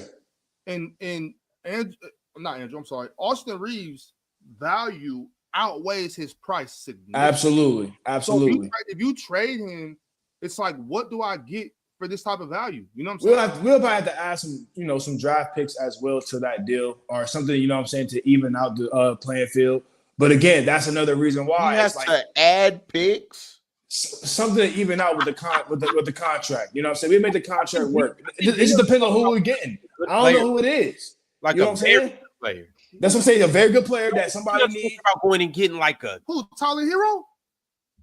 No, I don't know. He's better than Tyler Hero. He's better than Tyler. I don't think that's it. I don't know. No, he's not. Again, Austin Reeves is better than Tyler Hero. Is it ridiculous for me to think that Austin Reeves is better than Tyler Hero? Yes, it's very ridiculous. No, I think he'll bust Tyler Hero ass. Better than Tyler Hero. I think he bust Tyler Hero ass. I think he'll bust Tyler Hero ass. I think he's just as nice, if not nicer, with the pill. I think he gets downhill with some of the best of them. I think Austin Reeves. You know who's some of the best of them? Tyler Hero. It's some of the best of them. Yes. And Tyler Hero's better. Tyler Hero's a better shooter, but everything else, Austin Reeves is better at everything else. Austin Reeves is better playmaker, is a better passer, he's better at getting downhill, he's better at getting to the free throw line. He's better than Tyler Hero. With the pill, yes. Instead of Austin Reeves. You saw what? You know how good y'all would be if y'all had Tyler Hero instead of Austin Reeves? We'd be the same exact team. No, you guys will be championship favorites right now. No. With Tyler Hero instead of Austin Reeves. No, we would not. What? All right. I think he's nicer with the pill than Austin. I think he's nicer with the pill than Tyler Hero too. I don't care what he do with them pills. I don't care how many pills he popping or whatever y'all talking about. He ain't better than Tyler Hero. All right. So Dion, expectations for the Lakers. Yeah, expectations to me is championship or bust. I think that's every season for LeBron. And guys like Luka, he's you know what I'm saying, he's not cut from that same cloth, but that cloth real near. You feel what I'm saying? And I feel like for him at his age now, I think he's thinking in his mind championship or bust. LA championship or bust. They don't accept anything other than champions. So again, I think this Lakers team I feel like Luka and LeBron is real confident. I think they feel like they have enough. And I feel like JJ Redick, bro, as a coach right now, is a top 5 coach in the league. He can even move to that top 3 spot if he do it right. first year in the league to be a third seed in the West is just outstanding. So I think they're going to really build on that. He's building a lot of good character in these guys. You know what I'm saying? And these guys look like they want to run through a wall for LeBron and for JJ. That's what they're saying in these interviews. So again, championship or bust for the Lakers, man. All right. Y'all heard everybody's thoughts and predictions on the Los Angeles Lakers. Now, what we're going to do is have some fun. We have the Pacific Division. We have 5 teams in the Pacific Division. We are going to collectively decide how we think that the rankings are going to go at the end of the season. So, fellas, I'm going to ask you, who do you think will finish at the top of the division? And then we'll go from there and work our way down to who's last. So, we have 5 teams. Who do you guys have winning the division? Real talk, I'm going to start with you. The Clippers. All right. Mars? The Clippers. Chill? Lakers. Dion? Lakers. Big Ox?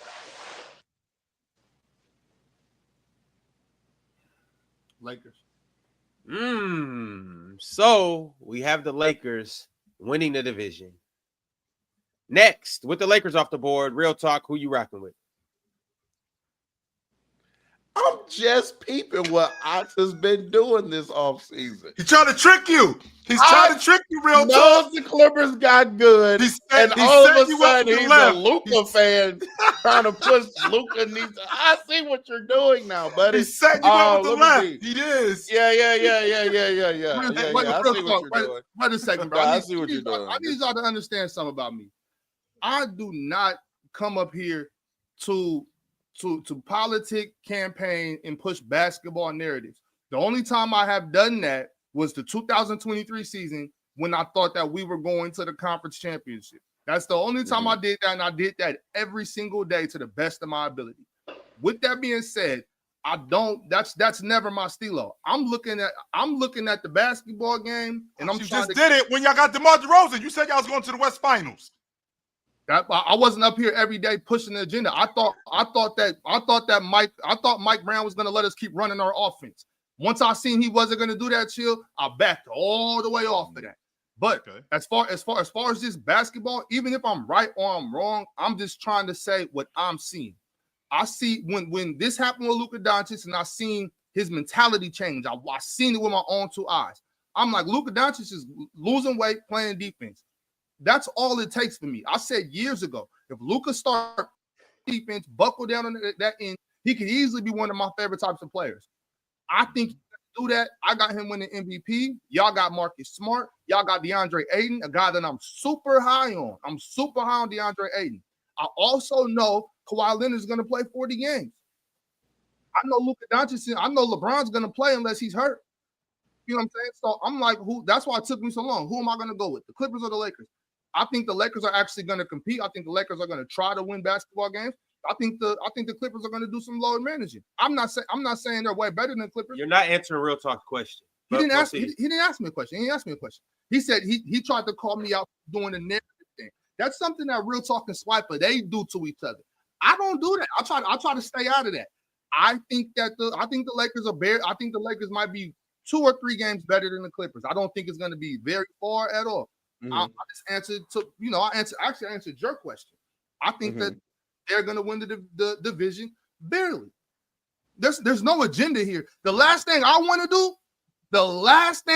do is support the Los Angeles Lakers. That's the last. You know what, Alex? I just think that you have. I love basketball more than I hate the Lakers. Absolutely, but I also think that you have aspirations of easing the expectations for Kawhi Leonard. But I don't care about that. I just think y'all wrong. I don't care how y'all feel about it. I just feel like Kawhi Leonard be hurt, whatever. You know what I'm saying? Like I don't care about that. But since the Lakers got voted number 1, I'm still voting the Clippers for number 2. This is some of the worst shit right here that I've heard about Heat fans. You want to read it? I've noticed that Chill just hates and downplays every Heat player. Stop speaking on my team if never got nothing good to say. Okay, so first of all, I am the highest up here on Bam Adebayo. I am right here. Me. There's nobody up here that's higher on Bam Adebayo than I am. I thought he was going to have an all-pro season last year after what he had done in the Olympics. I said that. Nobody else said that. I was a big-time Khalil Ware fan. I'm saying start the kid right from the beginning. Move Bam to the 4. Start the kid, move Bam to the 4. I said that. That's number 3. That's number 2. Number 3, I'm on record saying with Hero, with Wiggins, with Bam, with Khalil Ware, I think y'all a point guard away from really challenging in the Eastern Conference. I said that. But if I let you tell it, I think y'all dudes is super whack. Y'all Charlotte. Every last one of the dudes on your crew suck. Give me a break, man. Would you please listen to me when I talk? Man. Don't lie, you do say all of those things. I'm not gonna lie. Chill. I've started to notice myself, like, man, I go in the comments right and I respond to some of these people who just have so many harsh and critical things to say about me. And then I ask them, like, well, why do you have that position? And then they end up saying something that I didn't even say in the first place. By the way, were you listening or are you just waiting to disagree? I don't know. Maybe you just don't like me personally. But remember where we live, though, Mars. Remember where we live, real talk. If you don't think their team is winning the NBA championship, if you don't think the guy on their team is the best player in the league, they suck. I mean, yeah, that's basically what you are saying. Well, in the words of Dion, if you don't believe that somebody's team is going to win, stay on that side. Stay on that side. Stay over there. Go over there. Stay over there. All right, fellas. So, Real Talk said he has the Clippers finishing second in this division. Mars, who you rocking with? The Clippers. Chill? Clippers. Yes, sir. Dion? Clippers. Kings? Warriors. No, real talk. I'm just playing. I got the Clippers for sure. I got the Clippers. All right. So we got the Lakers first. We got the Clippers second. Third in this division. Fellas, who are we rocking with? Real talk. Who you got? Golden State. Mars? Me too. Chill? Warriors. Dion? Yeah, Golden State for sure. That beam is about to be so lit this year. I am so happy that I was not here for that segment because y'all are so disrespectful. I just don't got time to play with y'all. But I'm going with the Kings for sure. The Kings. Hey, Ox, you think Debo a top 30 player in the league right now? But Zach LaVine and Domantas Sabonis are. So.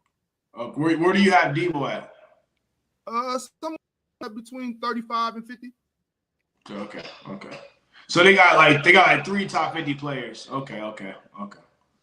So yeah, I mean, this is going to be about the offense and the flow of the offense and what Doug Christie does, what Dennis Schroeder does. It's going to be more about that than ranking players. You know what I'm saying? We have 6 top 50 players. That don't matter if we have a stagnant offense. If we're letting DeMar DeRozan stand at the nail for 15 seconds with the ball, none of that's going to matter. So it's all about the flow of the offense, what Doug Christie does, and if we can speed things back up. If we let Malik Monk rock when it's time to let him rock, DeMontis do his thing, you know. So it's not really about the ranking, but we have 2 top 30 players. DeMontis is a top 20 player, top 15 in my eyes, but you know what I'm saying? Top 15, that's kind of steep.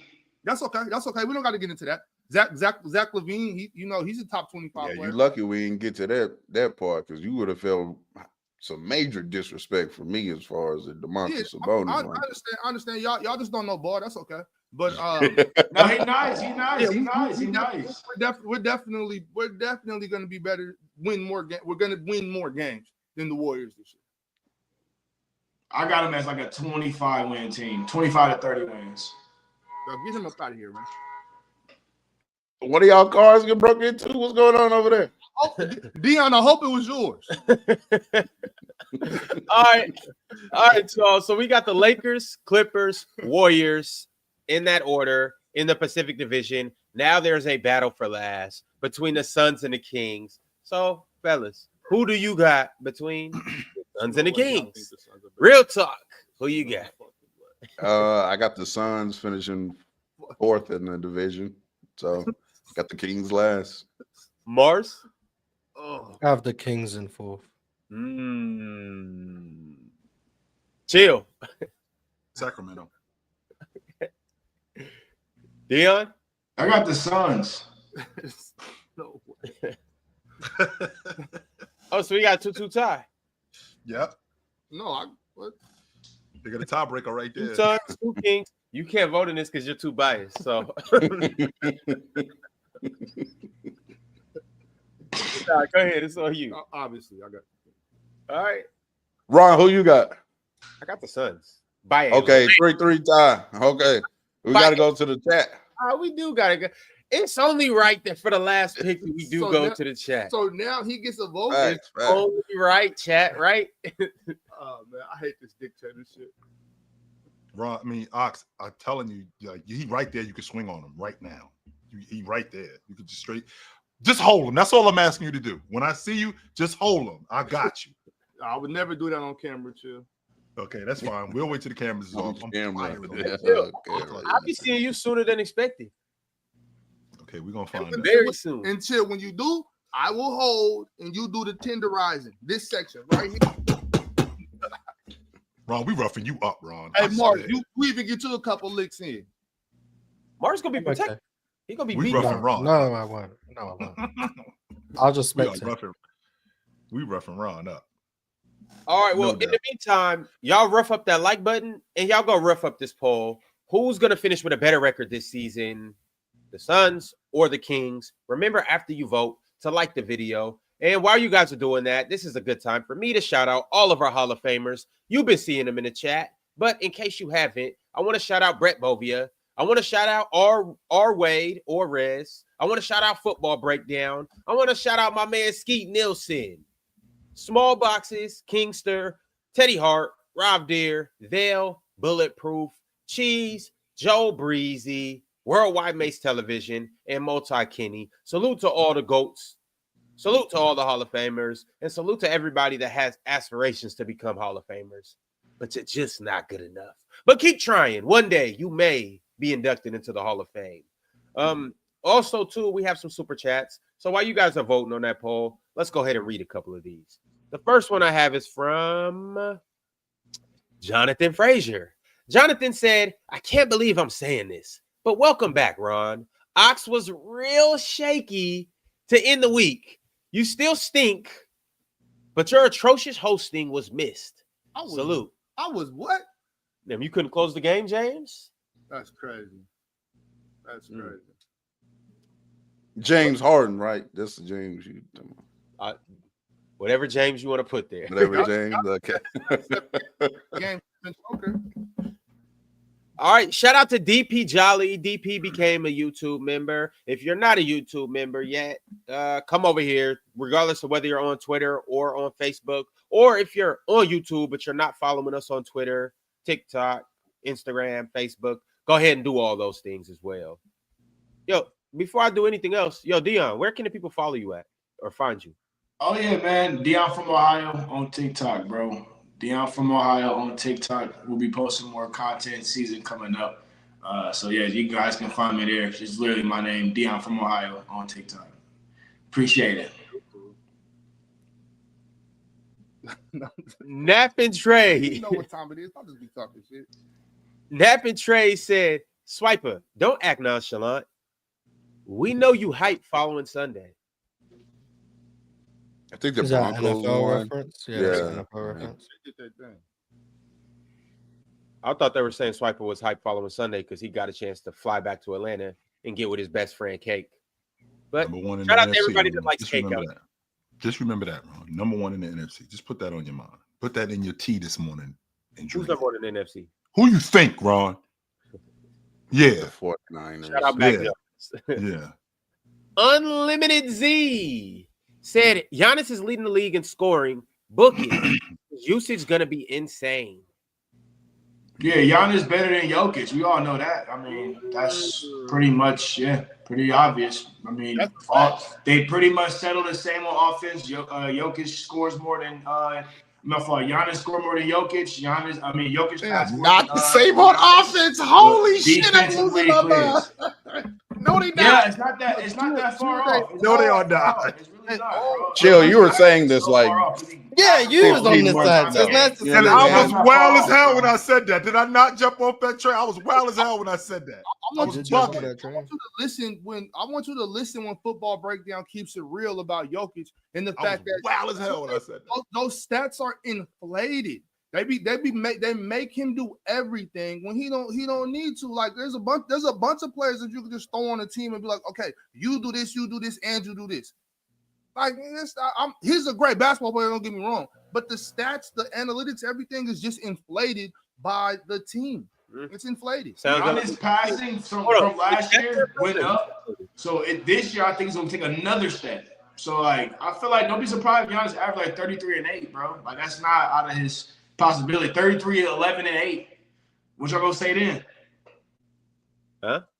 I mean, I'm with you why I there as expected far as to average. That's kind of why. yeah, this PRA this year. Yeah, that's kind of why I predicted like 33, 32, 33, 12, and 7.5. That's kind of why. Yeah, that's what I'm saying. That's better than Jokic. But I mean, I'm gonna keep quiet for now. All right, LDN Hoops sent through a super chat and said Lakers fans don't realize it yet, but Maxi Kleber will be the one closing the games over Ayton. Maxi is cooked, but he's still their best defensive big by far. No, I think that's it's true, not but the we're- best defensive big. I think it'd be more of him just being able to spread the floor out late down the fourth quarter. You know what I'm saying? I think that's why if he did get the nod to start in the fourth, it'd be for that reason right there, not because of him being a better defender than DeAndre Ayton. I think DeAndre Ayton brings more presence, at the rim.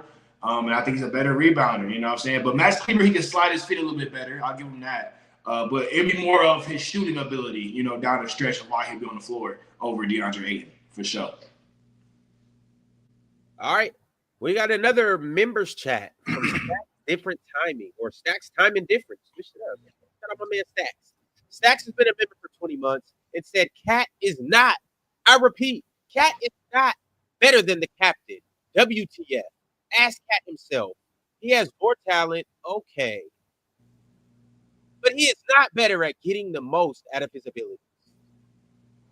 How is he not? I mean, what fast can you say? I mean, other than scoring, what does Cat does everything on the floor, right? Cat's a better three-point shooter than Brunson as well. Am I wrong about that? He's a better three-point shooter than Brunson, right? He can rebound better, you know what I'm saying? And then he can still score at basically all three levels, So I don't see how he's not the best player on the team. He does more for the team. I don't know how he's. We don't have time really to debate. We got time. What you gotta say, buddy? Yeah, we No, got we don't. time. You fake Laker don't. fan? You faker? Yeah. Faker? Super fake. Nah, Don't- Jalen don't- Brunson is a better don't get- passer. Do and not playmaker. get sucked into this real talk. Don't. You're right. We got to keep rolling. We rolling. You're right. Yeah. We'll see if you duck in the PCL. Void Century said, I've noticed that We've already went over this, Ron. We already went over this. This is what I'm talking about, Ox. Like when we talking about like being focused and being a host. This is why I want to swing on this dude. I can't wait to see him. I swear to God, I'm going in a different game. Ox starts the week out hot and ends like how he said shaky. Me, I got bad first quarters. My fourth quarters, I lead us to victory. I lead us to the promised land. No, you. Never left the victory. Literally, I don't think that's how that works, Ron. I think you just It's shitty not. all game. Overtime. That's why I finished overtime so I could show y'all my heroics. Ron will come up with a steal at the end of the game or some shit like that. He'll come and hit some free throws. That's it.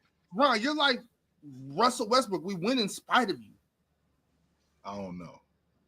Get We Ron. Russell overcome Westbrook, you. man. So who's Tabo? Yeah, free Russ, man. That's dirty what the league doing to Russell Westbrook right now. But Take him who's in the Tabo? Lakers, I right? thought it was LeBron fault. Absolutely I not. thought LeBron did that to him. Hey, someone needs to get Russ. Not my team, though. Yeah, not my team, but somebody else get it.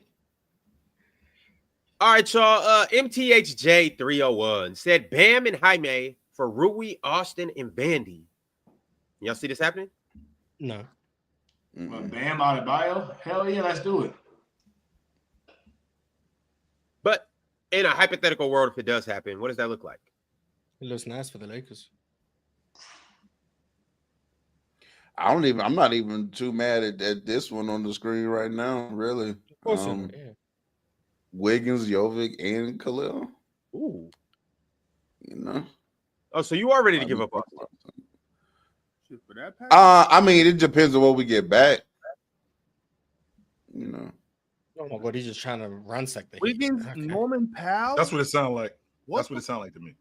This one right Hey, here. AR-15 asking price high, bro. I try to tell y'all, hey, bro, we can get a halt for Austin Reeves, bro. He'll be one of the hottest guys on the market if we said, hey, we try to get rid of Austin, bro. We can get a lot back for him, bro, for sure. All right, Cujo sent through the last members chat, and he said, "Bro in the shades don't know shit about OKC." Hey, Cujo, bro, put your address in the chat, bro. I'm gonna come find you right now, gang. Don't ever tell me what I know about basketball. I know more about basketball than you ever imagined, gang. I'm right here, Cujo, the dog, Cujo. Talking about, we all here. Put your address in the chat.